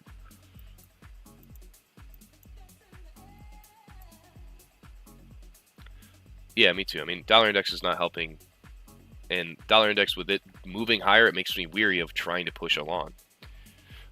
OT trader, yeah, I traded Forex for like 2-3 years of my career. I mean, even probably almost 4. I traded Forex a little bit last year, and I just talked about it as where if index futures indices ever go inside of consolidation, then I would switch back to Forex, but I'd just trade the Euro contract. It's vice versa. I mean, I'm happy I've traded both markets because I can switch back and forth. If one is just not moving, then I can just select to trade the other. We'll have to link up, OT Trader. There's a couple dudes in here that keep popping in, and I'm just not super active on Twitter, and I'd love to chat with you guys, man. Like, everybody has so much ego in this trading industry, and I'd love to just actually hang out with some good people.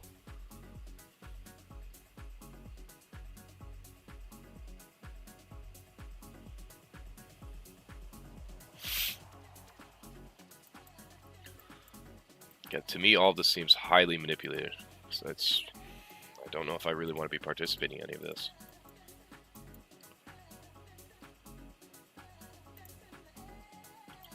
I mean, buy side was swept here, but we're returning right into that new day opening gap there. Traded underneath this inefficiency here. Look at where YM's at. YM's nowhere near where NQ's at, and same with ES.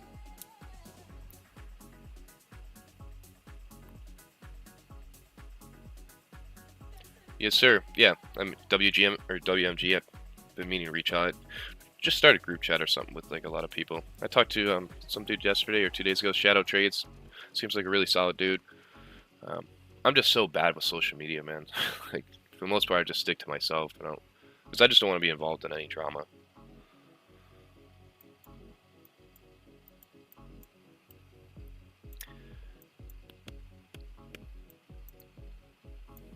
What's up, Casper? Good to see you in here.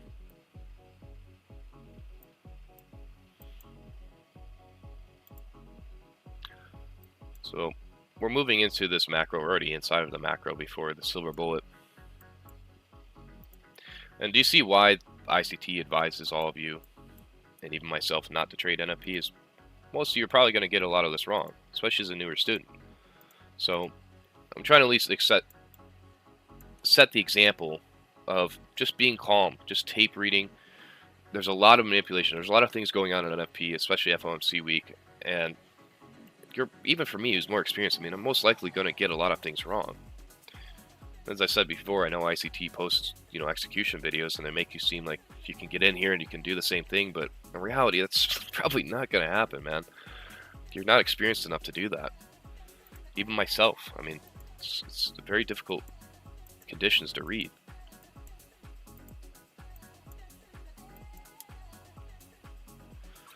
Dollar pushing highs, yeah. I mean, that's another reason why I don't. It's such a weird run for NQs where dollar is pushing higher, so it makes me weary to really want a long NQ.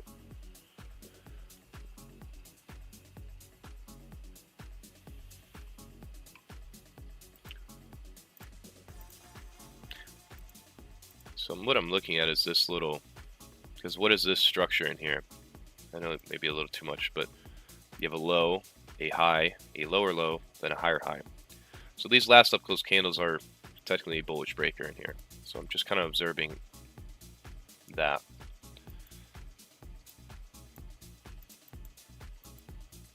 And you have to be fine with the ideas, what will cause FOMO is like, you have to be fine with the idea of like just missing out and not participating and not doing anything. Because sometimes if you have that mentality, you'll just walk into a good trade setup because you're so calm and chill the entire session. You weren't fearful of missing anything. And then you see something that's super easy, you're like, oh, just walked right into my crosshairs and I take the shot. So, but if I came in with the intention today, it's like, I got to make a trade today. I got to push something. I got to do something. Then I'm not allowing the market to just walk into my crosshairs. I'm more or less trying to push for something. Yeah, there's another red folder in about 4 minutes, so and I'm perfectly chill with the idea of not even taking a trade today. And if there is something, then that's fine.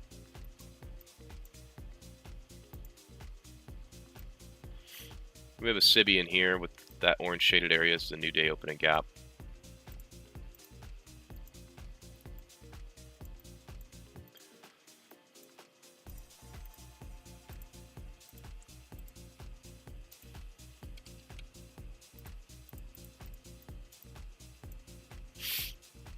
What's up, Kevin? Good to see you. I honestly haven't even looked at the viewership or anything in here today.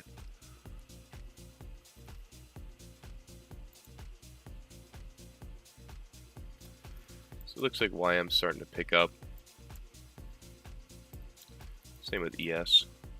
I mean, if something's super clear to me that we're really going to head higher, I probably would end up electing to trade ES just because that one is further away in proximity to its liquidity or drawn liquidity. And you guys saw me do that last week, so if something's very clear to me, I'd probably end up trading ES.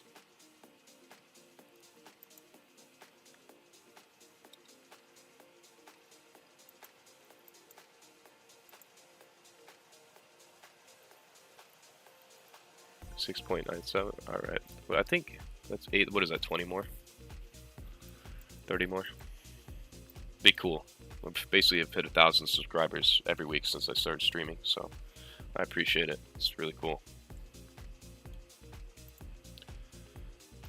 So this is where you could push an idea. I could push the idea that we're going long in here. I could also push the idea that we're going short.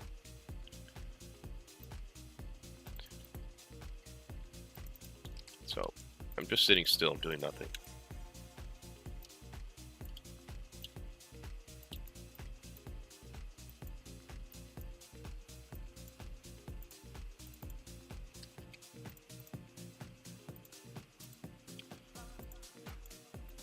Where's the RTH gap? There it is. So we got about a minute left till the silver bullet. I'd like to see how this closes.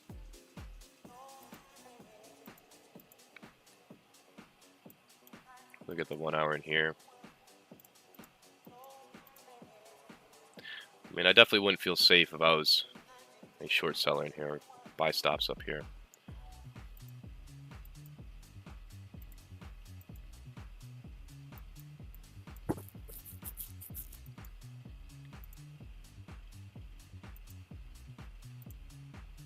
Yeah, I mean, I can't teach patience. I mean, that's just takes time to do so. I mean, I can demonstrate it, and you can try to learn from that.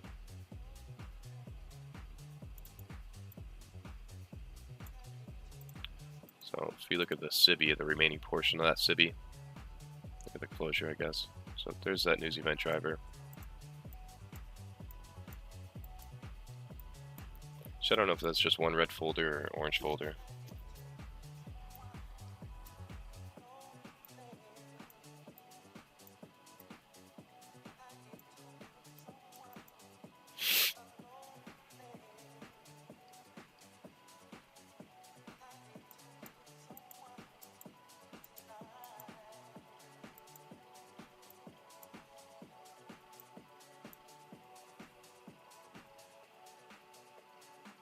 Yep, power 3, so just opened up this candle in here. Have to see.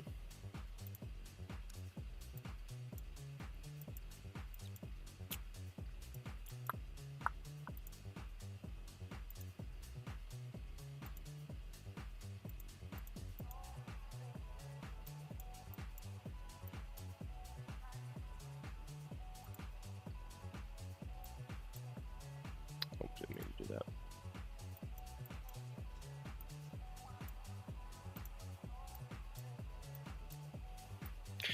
Yeah, man, I'd like to probably do nothing right now. I mean, it's fine. I see the buy side. I see it. If I miss it, I don't generally care.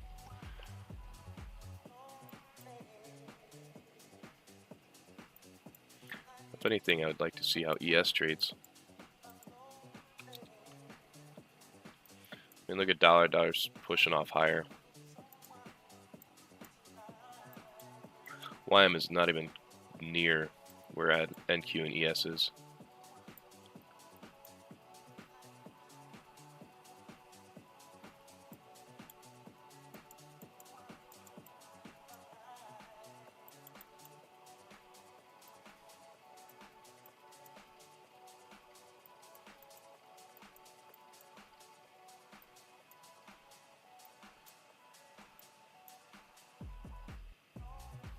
What about previous day close? What correction bar do you use?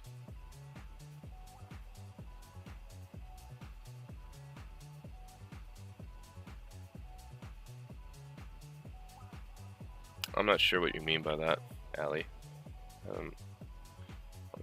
Are you referring to RTH gaps? Or are you referring to? I'm just not sure.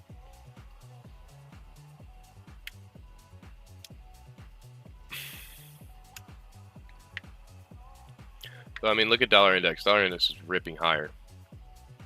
The reason I'm sitting on my hands, I mean, nothing's telling me. I can see the drawn liquidity. I can see where I could enter into price to target this buy side. But with dollar moving higher, ES is not even close to in sync with NQ, and same with ES. It's just the probabilities for me are not high. I would grade this a lower probability setup. So that's just personally me. Do I see where I could enter into the market and go long? For sure. But the risk to me just doesn't add up.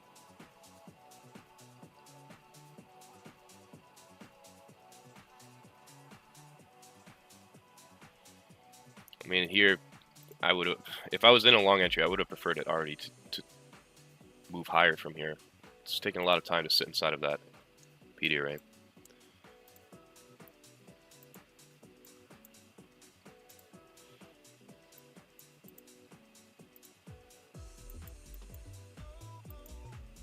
Question is, if let's just play devil's advocate. It doesn't take buy side and we drop lower in here. That's gonna be left for next week, and this thing drops off lower. 4-hour time frame. Again, there's a lot of things that I'm not mentioning on the higher time frame and making me weary of the idea. I have mentioned it before already. It's making me weary of the idea of trying to pushing longs today, like especially with the other correlating information with dollar moving higher, YM, ES, etc. I don't know if this is going to really expand higher like that today. So it's making me very weary of trying to push longs. So if I don't mention something, it's probably because, well, A, it's on higher time frame and you can't see it. I'm keeping it in the back of my mind.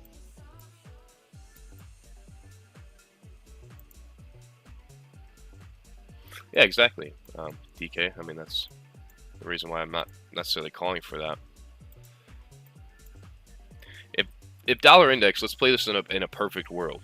If dollar index was moving off clearly one-sided lower, YM was in sync moving higher, ES was, you know, for the most part in sync with NQ, the daily time frame was primed to move higher, the time of the week, then I would be comfortable taking longs. But just because there's an entry pattern or a drawn liquidity, that doesn't automatically verify the trade idea.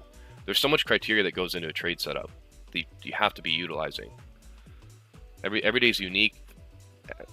I know my old self, without a doubt, I would have entered in here. I would have been trying to push for these longs, but experience is telling me to sit still and do nothing. For some people, they're probably wondering, like, what the hell am I doing? But it's just experience telling me to sit still and do nothing.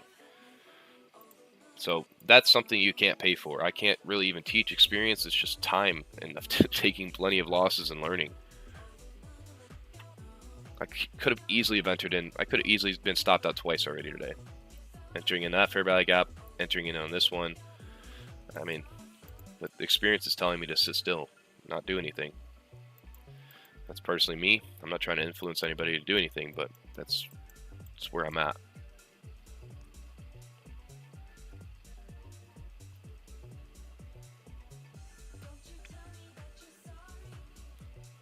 Yeah, it's probably not really in play today. I mean, TGIF, again, with every single thing that he teaches and the frameworks he teaches, it has to be in line with what was happening this week. I mean, we've been range bound all week this week, so TGIF is probably not high probability. TGF works when you've been expanding Monday through Thursday, and then Friday you have that 20 to 30% retracement back into the range.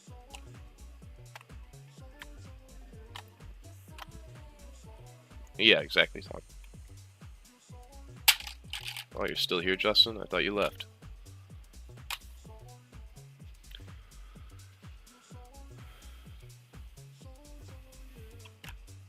And again, would I feel any type of way about missing an entry in here, or if this thing ran off? No, because the experience and my rules are telling me probably sit still and not do anything.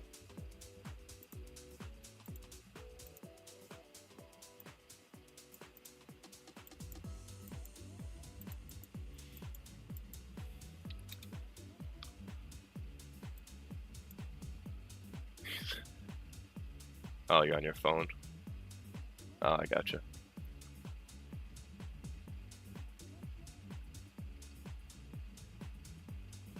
I love cooking.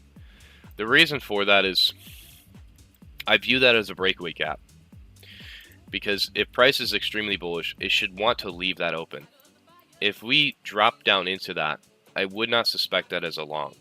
So you have to be careful with premium and discounts. I know that's talked about a lot. It's something I struggled with. But for the most part, if you're in a rapid displacement and you're near in proximity to a drawn liquidity, that's a key one, near in proximity to a drawn liquidity, I'm not expecting discounts or premiums to be retraced into. I'm anticipating and I'm expecting breakaway gaps. And I'm expecting the first one to be respected rather than the second. Because if we drop down into that, in my eyes, it would look as if we're going to run for the sell side rather than rally away from it. Again, everything's situational, but for the most part, that's a common theme that you will see is you're going to leave the first one open and respect the second one. So hopefully that semi-answers the question. Again, that's more or less experience, and I can't teach experience. I mean, I can lend it, but I can't teach it.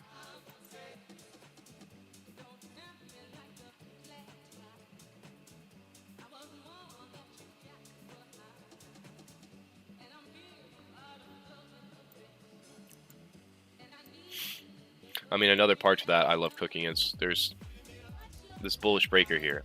So to me, if there's ever two fair value gaps and a bullish breaker, or bearish, vice versa, as residing basically in the first one, I'm going to expect that first one to be respected because there's a breaker in confluence, and the second one will be left open as a breakaway gap. So more or less breakaway gaps and looking at that return to premium discount just takes time and experience.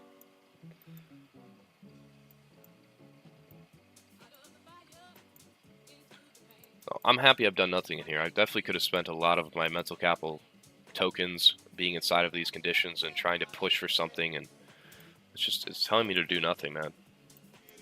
And I'm happy I haven't done anything. I'm sure a lot of you are happy that I haven't pushed you into the market to do something.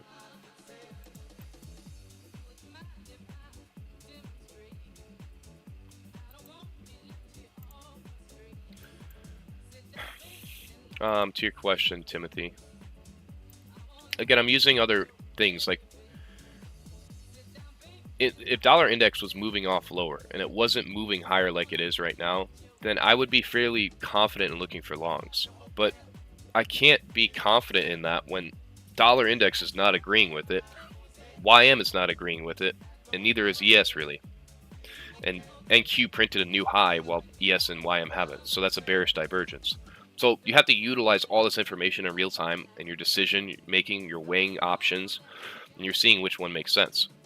For me personally, it's probably would make more sense if this thing started to drop off lower. It would probably make more sense to end up wanting to look for shorts because dollar index is going higher. There's a bearish SMT. YM and ES would be in sync moving off lower. That would all make sense. So again, you're weighing a lot of different options and information in real time in your decision making. That's like the question I get. It's how do I pick a right fair value gap? How do I know which one is high probability versus not? Well, you have to be utilizing all this information. It's not just, oh, fair value gap here after we take in buy side or sell side. It's not that easy. Time of day, news event drivers, etc.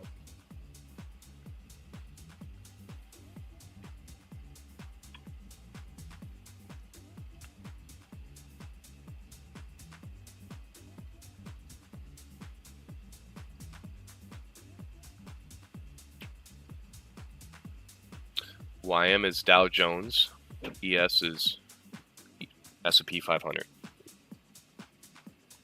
It's the tickers, the symbols. See, just using DXY, that's just a narrow, limited view. I mean, SMT is telling you a lot. It's telling you a lot of information, so you have to be utilizing it, man. I think it's just too narrow of a view to only look at one asset class and to only look at it. Because I would take so many losses if I wasn't looking at all this information. And most definitely. It lends me a huge support and a huge amount of information to me. And it should to you guys as well.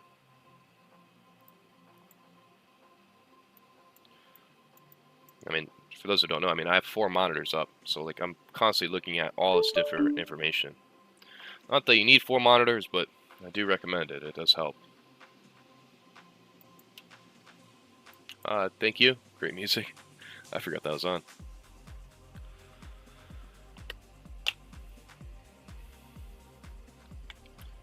So, if you're just tape reading today and you haven't done anything, aren't you happy you haven't done anything? Aren't you happy you didn't push with live money? I know I am.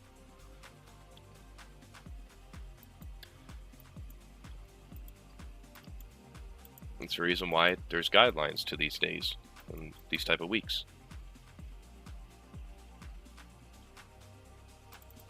Yeah, I agree, AK, but it's not even SMT in and of itself. You're just looking at the correlation between the 3 as well. Not necessarily, like, you're not even looking at SMT, you're just looking at, are they moving in sync with each other? How are they moving together? Because that's telling you a story. Same with dollar index. All of that is telling you a story, regardless if it's printing in SMT or not. I'm still reading it. Is it decoupled? Is it in sync? Is it not? What is it doing? Is it agreeing with dollar index? Is it not? What's the PD rate? What's drawn liquidity? All these are questions I'm constantly sifting through in my mind, and I'm trying to engage with it in real time. It's a dance, man. It's very much a dance. You're constantly moving back and forth. It's not just one solid thing.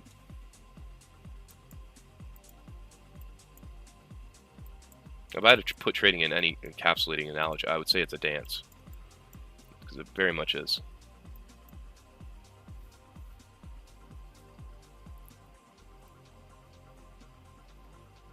Yeah, Tom. I mean, what do you think's easier, Tom, to make a video over? Do you think it's easier to make a video over just a easy 90% win rate fair value gap, or would it be harder to make a video over SMT intermarket relationships, walking you through in real time how to use this information?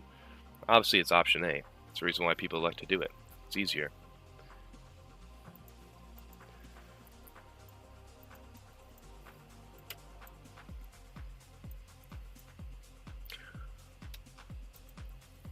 So I'm just disregarding bullish setups. Even if this thing moves off higher, I'm just disregarding it. I won't do it.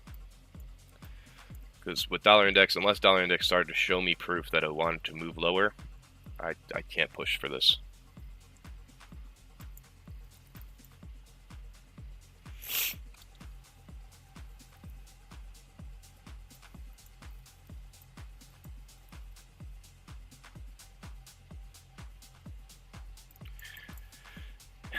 Yeah, Tom, but hopefully I can inspire a new generation of people to not do that. Eventually, I won't be live streaming at one point in my career, and I'll probably be off social media. And I hope whoever's watching this, they get inspired and they want to do this themselves. And show people that clickbait stuff is not worth it, man. It doesn't help anybody. You may think it as a newer student, but it doesn't.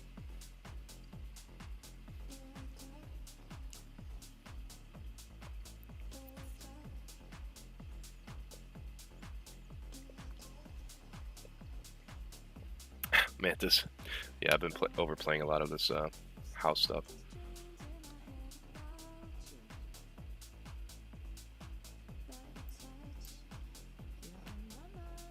No, I don't use new week opening gaps on dollar.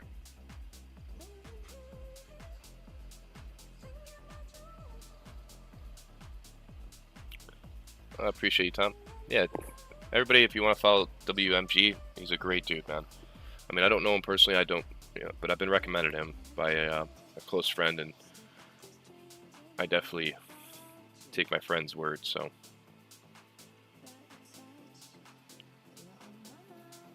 WGM or WMG, if you feel free to link your stuff in here, man.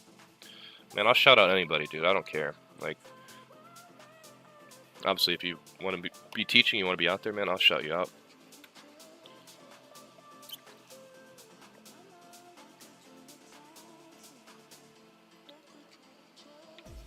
Most definitely, brother.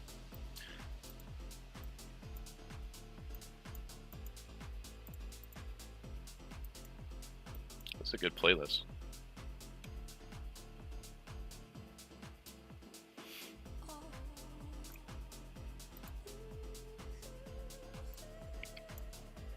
Yeah, again, if this thing starts, I want to be a quick. No, I won't do that. How to be profitable in under 5 minutes. Click on my video to join my mentorship. I'll teach you how.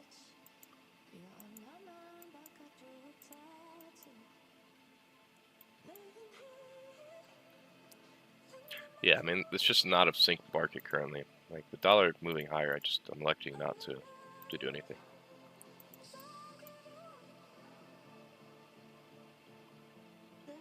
Homeboy, awesome to see you in here, brother. I love seeing that new people are coming in here and viewing me.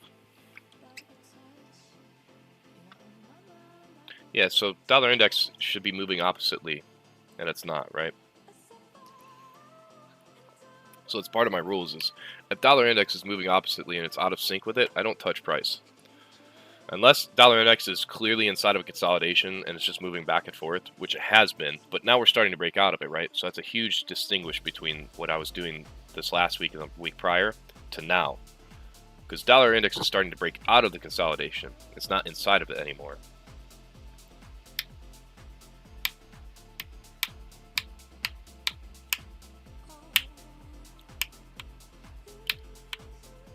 And I would hate to, if I was even in a long position, I would hate this price action. I probably would have exited the position anyway. So I'd be like, it's just too little information. That's too much time spent inside of this area. I don't want to be inside of it. So again, I'm happy I haven't done anything, man. That's something you go in your journal and be like, man, I did a good job today. I didn't push it.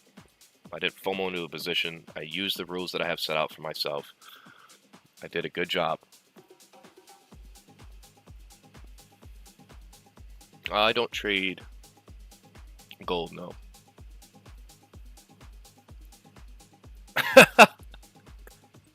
That is a good... I'm stealing that, Nico. Next video up, how to quit your job in under 90 minutes. I'm going to be a millionaire tomorrow. It's called the assassin model.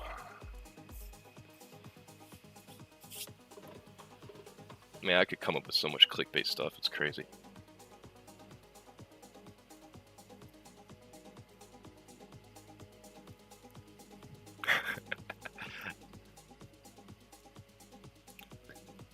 Yeah, I mean, that's another thing to Fridays is like, I don't love going into the weekend with an L, but I mean, if it's something worthy of taking, then I'm happy with it. It's whatever. And I've only engaged once this week so far, so I'm okay if I wanted to engage today if something was clean, because I've had very minimum action this week. So, but just nothing really fruitful for me to do something with. That's quit your job yesterday. That's actually pretty good.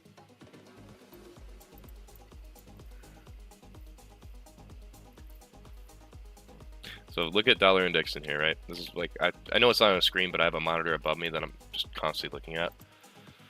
But look at it. I mean, is this something where I want to be pushing longs on NQ? Knowing the information that we know, I'm not trying to push longs on NQ. That doesn't make logical sense to do so, right? We've been inside a consolidation, so whatever it was doing in here, if it moved up higher or lower, I wasn't particularly paying attention to it, but now we're breaking outside of that zone, right? So to me, it's going to want to continuously seek higher prices. I don't see this thing dropping lower today. To be honest with you, I don't see it happening. So what does that mean for NQ, ES, and YM? It means to sit still and not do anything. This is the Euro contract. Looks like EU would want to gravitate towards the sell side in here, utilizing this. So if you ever want to trade Forex, you can use Euro contract, which is 6E1. Pound is 6B1. Crude oil. We go back to NASDAQ in here. And even look at the daily time frame. I don't know if we're really going to expand like that. And there are times where dollar index moves higher and NQ will move in sync with it. Same with ES, but it's part of my rules to sit still and not do anything. And if I followed my rules and did what I was supposed to do, then I'm happy with it.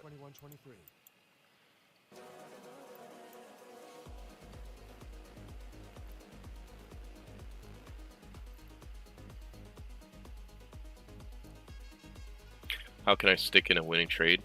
Being detached from unrealized profits. Those profits that are in flickering are not yours. So a huge problem I had was being attached to that. And I always thought that, man, that's all my money. No, it's not. Even the money that you click close on and it goes into your trading account, it's still not yours. That money is not yours until you withdraw it into your bank account and then you utilize it on something in reality. Otherwise, it's just pixels on a screen. That's how I became unattached to all of it. I'm not saying I'm perfect either, because I still get attached to unrealized profits at times. Like, it's not a forever solved issue. How did you? Was that a Toyota, Dad?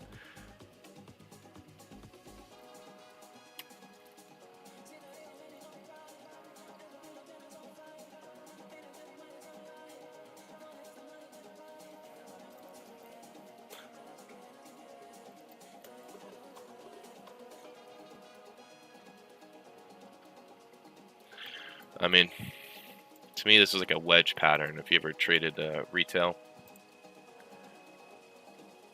I say retail, but tongue-in-cheek. We're all retail traders, but I'm just saying in terms of what they trade and what I did in earlier years was this is a trendline pattern, right? Where you have a ascending wedge. So I believe to a lot of them, they're going to see this as a breakout higher. It's a either a false bull flag pattern or it's actually for real. I forget.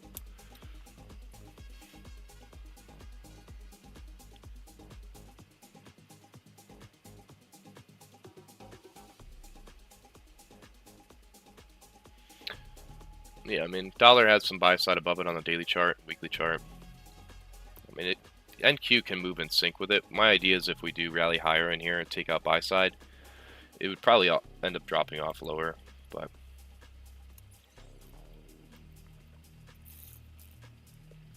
again, even if I went long in here, I would have had to sit through 8:50 to 9:30 now. I mean, that's 45 minutes of sitting in. It's basically drawdown. So it's fine, man. There's other conditions and days where I can just be in a position for 5 to 10 minutes, and that's that. I don't have to spend mental capital sitting in it. So to me, trades are much like, you know, standards that you have in a girlfriend, or there's women, boyfriends, you know. Some of you are just picking very low quality women and just sleeping with anybody. And that's the same thing with trading, is you're just picking anything and just you're going to bed with it. To me, I want a high quality, you know, partner or trade setup.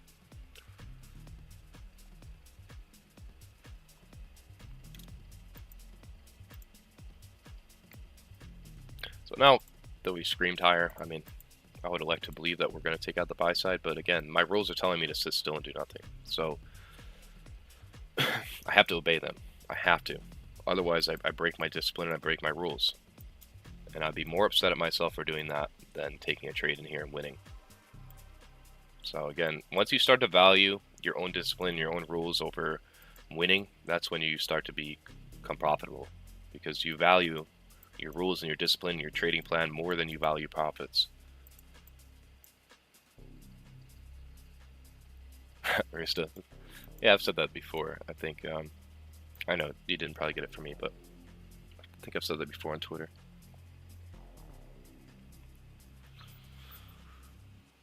And again, right there, my old self, I would have been probably mad, like, damn it, man, I knew this thing was going higher. Trying to chase it. And then I'm like, damn, it's moving back on me. It's not worth my mental capital. It's not.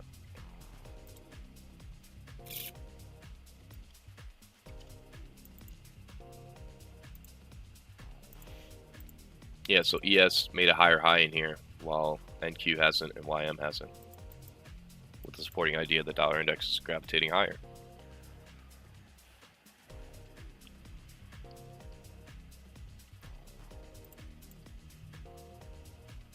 If you're new here, I would appreciate if you like the video, subscribe. I know I haven't mentioned that in a little bit, but if we can get to 400 likes, that would be cool. And then I don't know if I've reached 7K or not. Let me know. Yep, preserving mental capital over cap. But that's a hard thing to do, man. It's not easy. Like, it's not easy to demonstrate what I just did in here, to be honest with you. That's not an easy thing. It may seem easy, but I know my younger self would have been very difficult to sit through that. 6.999. I will give away my secret hidden model if you guys get me to 7K. Something nobody's ever talked about. The Turtle Soup Terminator.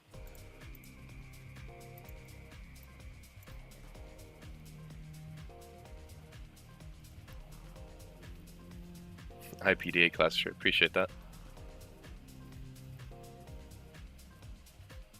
Just let me create a fake account. Having health insurance is important. So, if you or anyone in your family has Medicaid or CHIP, listen up. The Turtlenator. From your state. Complete the form when and you mail this. it back right away so you don't lose your coverage.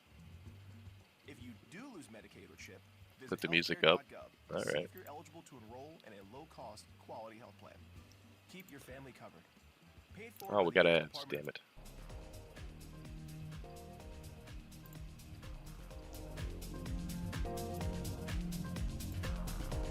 Let me know if that music is too loud or not.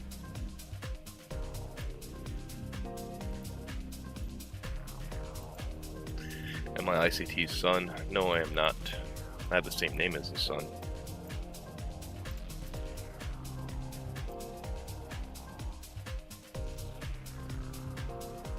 Balls deep, yeah, Rista. I mean, again, it's very easy to say one thing, but your actions speak a lot louder. I mean, it's very difficult, man. It's years of experiencing it. Again, some people have different pain thresholds and their stubbornness, like me, where I know my old self would be super stubborn. I'd be trying to push in here. I'd be trying to do anything. But my experience and all the pain that I've felt and I've experienced, I don't want to go through that all over again. I've already done it enough. I don't need to experience any more of it.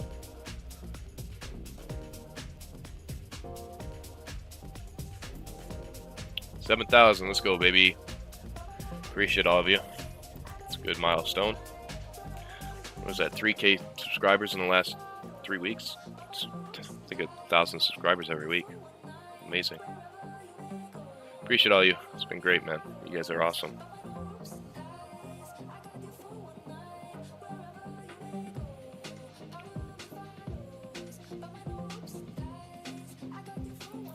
Yep, and I mean, that's the whole point, Rista, is these lives. You can lend experience. I can't give you experience, but I can lend you that. And that's what ICT's done for all of us, and even me. I can lend you some of the pain I've been through, so you don't have to experience it yourself. Because I don't wish it upon anybody, man.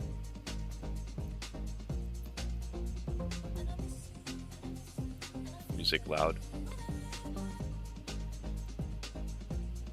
Well done, bro. Not clickbait always wins. Yep. Again, if you build it, they will come, as they say. And if it takes me a lot longer to do so, then so be it. But I'm never gonna sell out.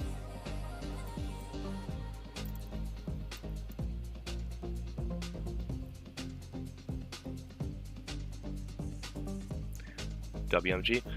Yeah, man. I mean, I would love some more people like that, and those are the people that I will shout out. I will recommend others to go to, because we need more of that. We need more transparency. We need more of, I hate saying, more of what I'm doing. We need it. Otherwise, people are going to be led down a really wrong path. And I mean, there's a part of me that fights internally that says, you know, I don't particularly even care, because it's like, you know what, people are going to choose what they do. But the other side says, you know, if I can just help a few people, then it's worth it. Music too loud? Alright.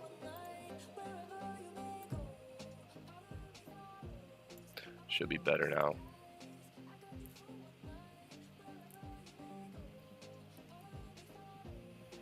So in here, gun to my head, they're going to run for the sell side in here. There are relative equal highs in here, but with dollar index screaming off higher, bearish SMT, they're going to want to run for the sell side. Is there something for me to get into here? Nope. So I have to wait for, if we drop underneath the sell side, then we'd be looking for the this discount inefficiency here. At that point, I think we would trade through it. That's such a great example, man. I mean, these type of conditions, I know it's super boring and it's like you're not learning maybe much, but you are learning a lot. You're learning patience, discipline, when to sit still, how to disregard setups, how to, you know, not engage with certain setups, even though some criteria is there. I mean, it's a beautiful example, man. I can't put that into a clickbait video. I can't, because it just doesn't work, right? So that's why live streams are super useful.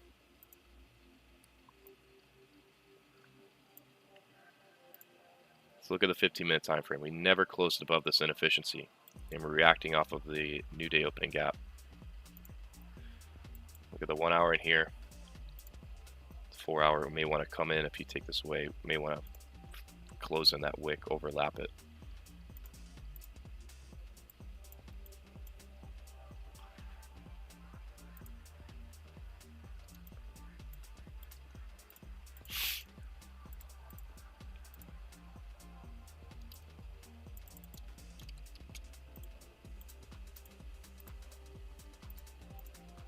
Oh.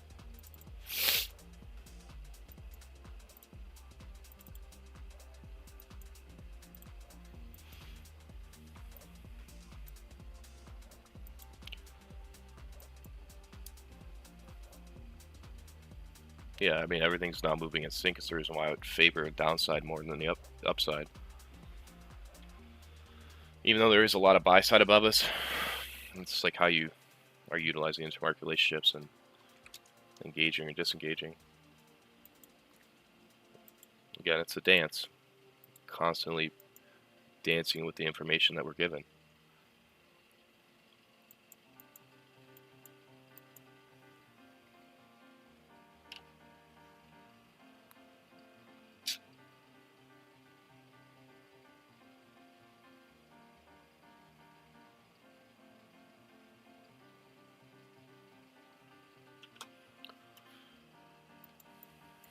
So in here, I mean, there's a 1 minute fair value gap, but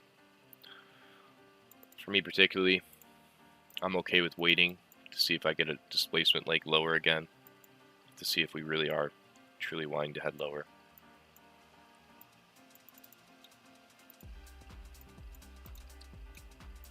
You see, we ran above that, so.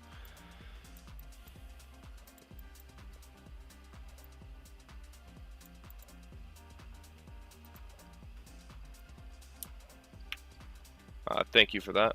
Yeah, thank you for the 7K subscribers. I appreciate it. Why are you spamming? What is the secret? I don't know, man.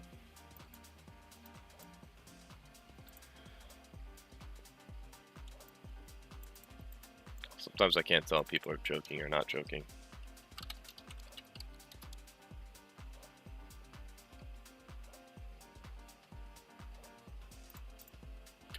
So relative equal highs there after taking out sell side.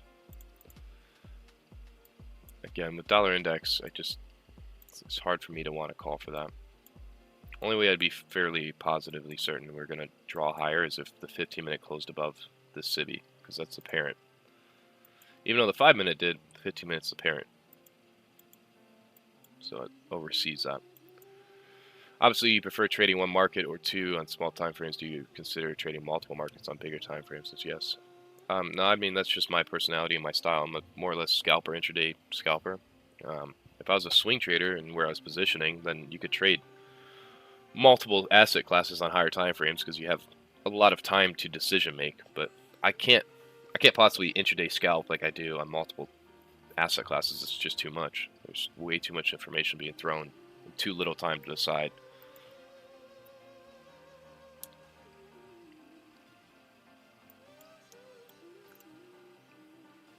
Again, we may do nothing. Like, a lot of you always think that market's always going to do something. You have to realize that at times the market may actually not do anything. So, it's something I'm always weary about. I mean, to me, this is an A+ performance by me personally, if I graded myself today. I'm very happy with what I've done. I've done nothing. This whole week, I've engaged one time this week, and I'm very happy with that. So the rules were already set out for me from the beginning of the week, which FOMC and NFP are low probability weeks in general. The data suggests that I usually take losses and I'm not performing well. So the best thing I can do is not engage with it.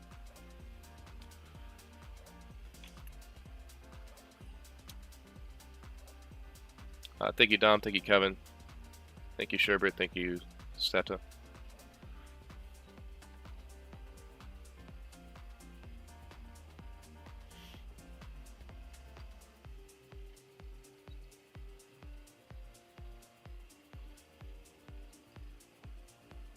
So we have about 23-ish minutes left of the silver bullet. We'll see what happens at the end of the macro.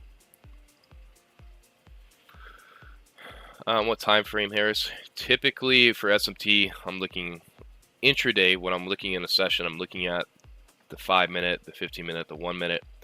Again, SMT is fractal, so even higher time frames as SMT, but that's when you're using SMT in a higher time frame, it's the same thing. That's like you're looking at a narrative switch, or you're looking at a crack and correlation on a daily chart. So you're going to be expecting, if there's bearish SMT on a daily chart, you're expecting that month or the continuous days to be bearish. If you're only looking at a 5-minute, a 15-minute SMT, then you're looking for just a short-term period of time for SMT to play out. So again, the market's fractal. It's the way you view it.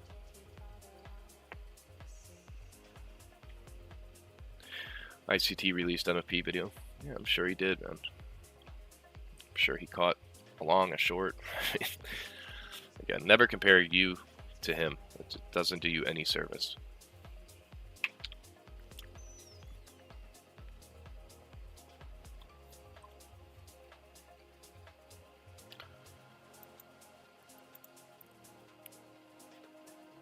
So that last up close candle there, it's technically your bullish breaker.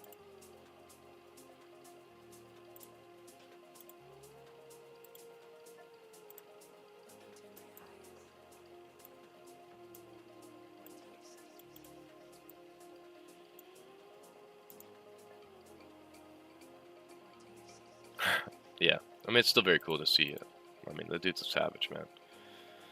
But at times I'd get frustrated a lot with him. Like, I'd always try to compare myself and keep up. It's like, dude, that's not even close to realistic.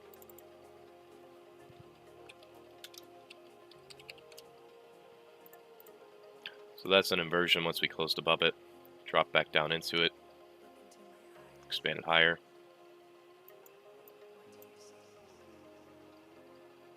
Yeah, if you just look at the bodies of that breaker, mean threshold expanded.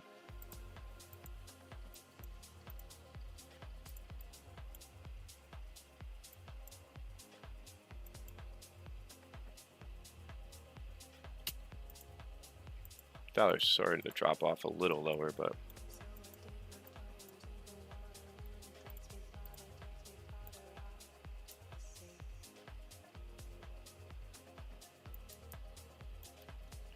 there's buy side. And I don't feel any emotion or connection to that. I mean, the situation that we've had at hand today is just, it's not high probability to me.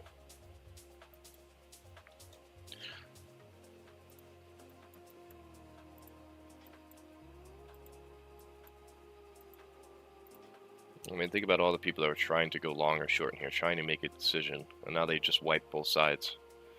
So anybody with shorts, triggered on a breakout, maybe with longs, triggered. So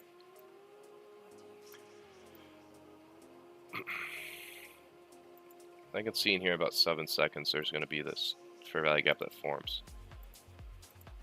Would I particularly take it? Not necessarily.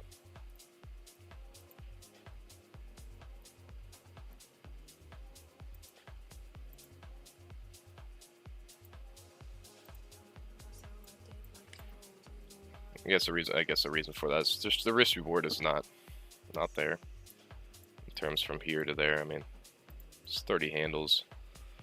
Stop would have to at least go underneath there.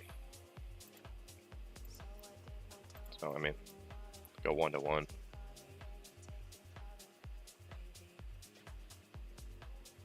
Amazing, Brett. Love to hear that.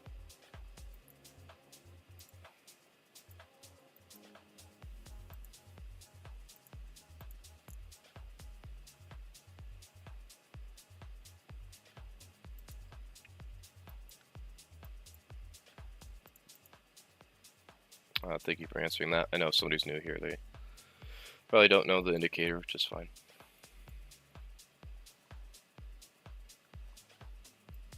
So all I'm going to be doing is, if we take out the buy side, then I'm done for the session. I'm done for the week.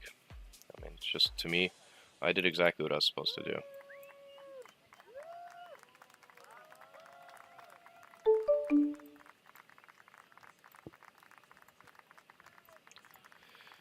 Joshua, please stop spamming that in the chat.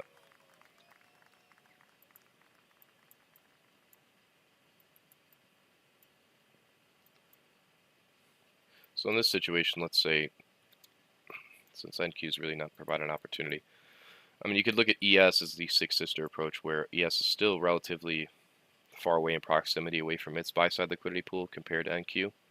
So if you wanted to trade something, right, and you wanted to get a better risk reward overall, you know, liquidity hasn't been tapped yet like NQ, then you'd be approaching ES, you know, looking for that buy side to be taken. So there's that. I mean, again, with dollar index moving off higher, I just don't see that as a high probability. And after like a drawn liquidity has been met, so where I'm just looking at other higher time frames, seeing where we're at. I mean, do we want to expand towards there today?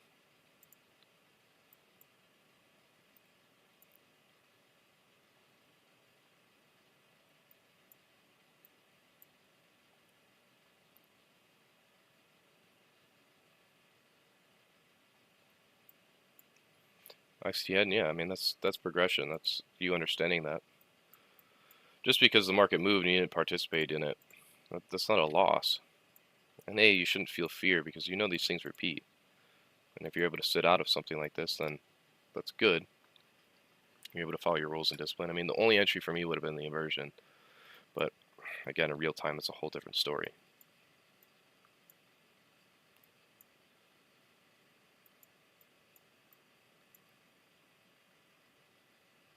Looks like dollar is just kind of dying out. It's not necessarily trying to do something.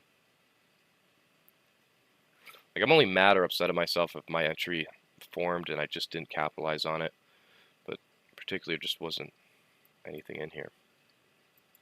Again, even this whole run up, I mean, I wanted to capture along, but there wasn't anything in here. Inside of this, I don't want to trade inside of that. The only opportunity was here.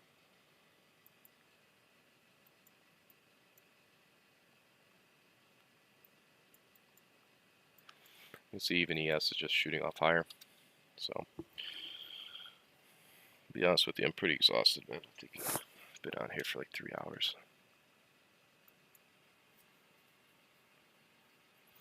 All right, Tom, I'll see you Monday. Yeah, I'm getting pretty tired in here. So I'm paying attention to myself, how much energy I have, what's my concentration like. If it's just not there, then you need to have the discipline to just sit out and just be done. And if I wasn't live streaming, I'd just turn off the charts. I'd be done. My drawn liquidity's been met. If we continue to expand higher throughout the day, then it is what it is.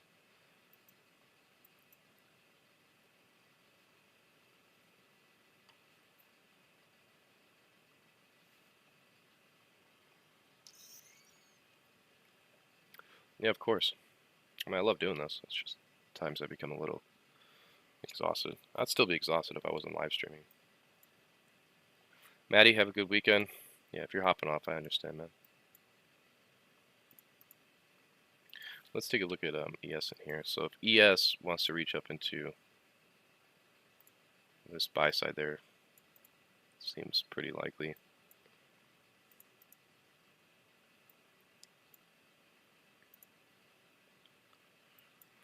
Even with ES, it was a little bit more difficult. A little bit better than NQ. You can see this inversion.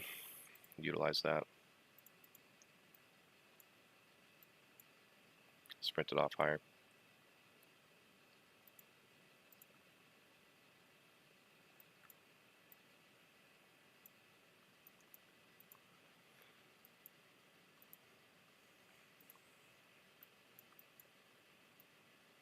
So, as we were mentioning in the beginning of the stream, what we were kind of viewing this as: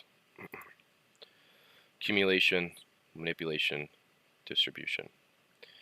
And that's the pros and cons you have with either electing to trade a 1 minute, scalping.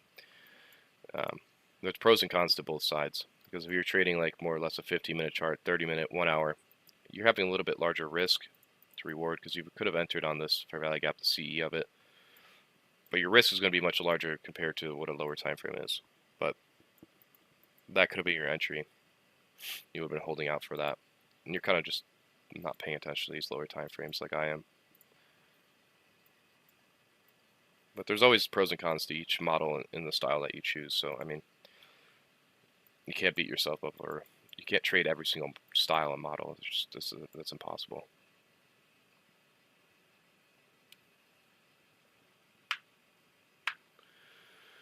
Thank you, Inner Circle J. Appreciate that.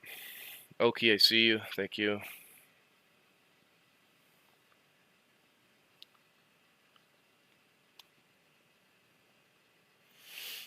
This is ES on the right. I just want to see, does this want to reach up into that buy side? It's just a bit strange. I mean, dollar index is starting to drop off lower in here, so that's the reason why we're getting this movement higher. But I mean, that's basically kind of throwing me off the entire session until we got that expansion.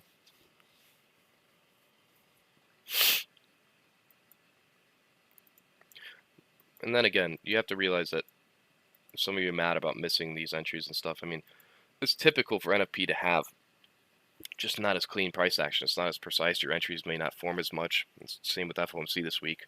So I just know going into next week that there's probably going to be a lot better opportunities. And I'm not going to beat myself up for not taking a trade in these type of conditions, because I know next week's going to be fine. It's going to be a lot better, easier, probably fairly cleaner entries, something a lot easier, low-hanging fruit. And if you keep your perspective to a wide, long-term perspective, you keep yourself from FOMOing. Like, a lot of you get so focused on one session, one trade, you think it's a make or break it for your entire career, and it's not. It's not the reality of it. To me, it's just cool, because I know my old self, with how I started out, I would have never have seen price this way.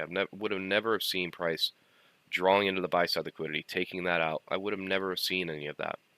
I would have been trying to sell short at my resistance. I would have been trying to do something different. So, yeah, it's all perspective.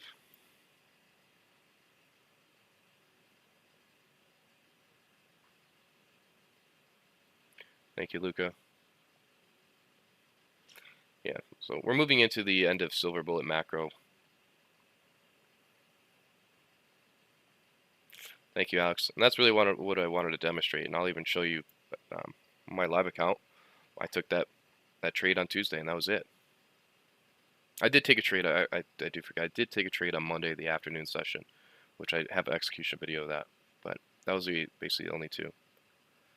All right, Justin. I'll see you later. Yeah, I'm probably gonna hop off here in like 10 minutes.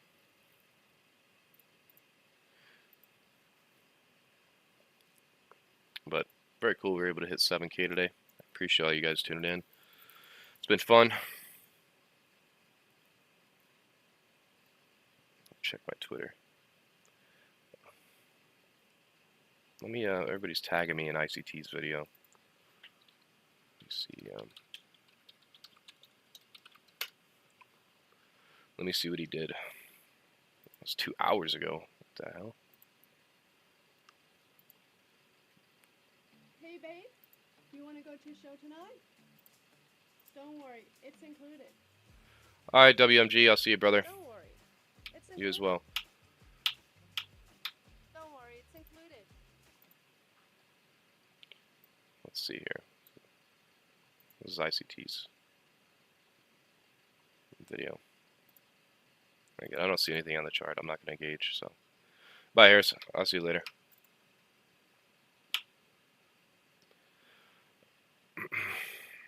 Yeah, this is what you should not be doing.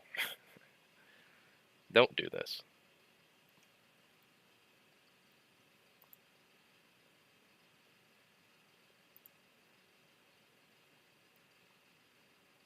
Of course, Harris, yeah. So he shorted pre-NFP.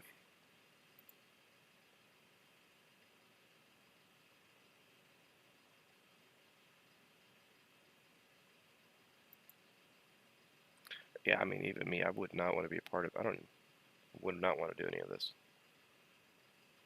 especially before the release. I mean, and you have to think. I don't know if he's doing this in paper trading or live funds. So I mean, that is a huge distinguish. I mean, I don't know if he would do a lot of these things that he does in a real account. I don't know, but there's a huge distinguish. I mean, if you're paper trading this, I mean, it's fine, it's whatever. But then again, it's like, would you do this in a real account? Would you actually really do that? I mean, I wouldn't. I don't think the risk is there. Especially if you're trading indices or you're trading even Forex with spread and brokers. I mean, that shit can open up on you on these news event drivers and just the broker can open up the spread by 10, 15 pips, 20 pips, 50 pips. I've seen it happen. So, I mean, that's why futures is a little bit better, of course, because there's no spread. But, I don't, it just does not make any sense to me.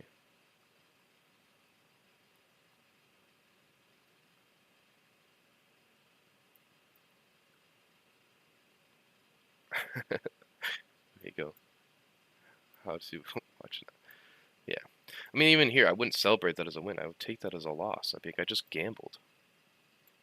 I mean, to him, it's probably not gambling because he knows what he's doing. But then again, it's just, I don't know. I don't want to criticize the man. That is what it is. But if you're watching that, don't feel any type of way about it. I know I don't. Once you get confident in your own model and your own style, it's like, man, I don't care what anybody else is doing. I know when my repeats, I know what I'm looking for, and I'm comfortable with that.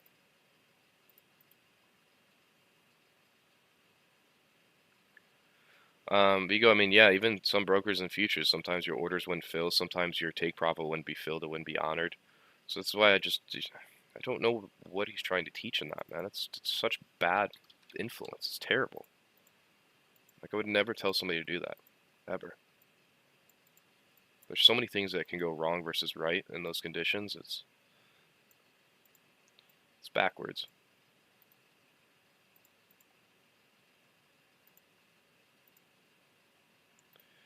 Somebody asked, so what do you plan on offering in your mentorship? I mean, the same things you guys see me doing is the same thing I would do inside of a private group that people pay for. I mean, that's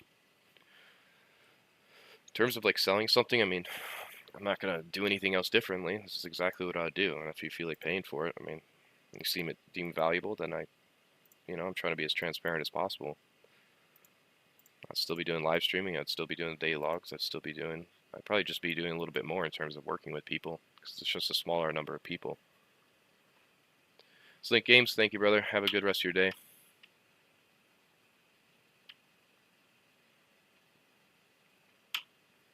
Yeah, I mean, David, yeah, there's two sides of the coin. I mean, he most definitely does care. He just, again, I think sometimes if you were in his shoes, it's hard to say, man. It's hard to say what you would do. Somebody asked, how do I something about the Six Sister, I remember that. Because I'm paying attention to this right now. Well, NQ made a higher high. YM has failed to make it.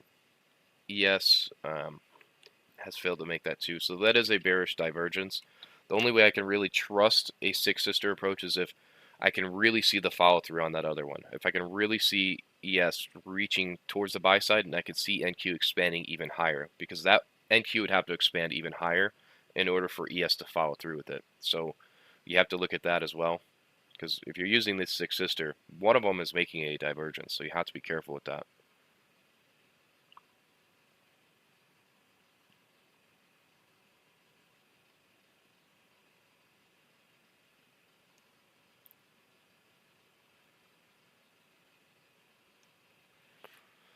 So when he asks if you're in profit already with a reasonable profitable stop, why would you not trade NFP? Because to me it's a gamble. It's manual intervention.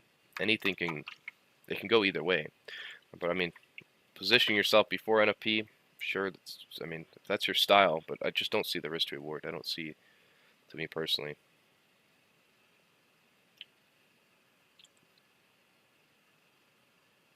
Ict, I mean, I do a daily log every day where I review price, I review the stream, what happened. Of course, there's teachings in there. I do weekly. For the most part, I might do a live stream tomorrow, just reviewing price and how to journal. Usually Saturdays are more Q&A, journaling, psychology, etc. Yenvia, yeah, I agree.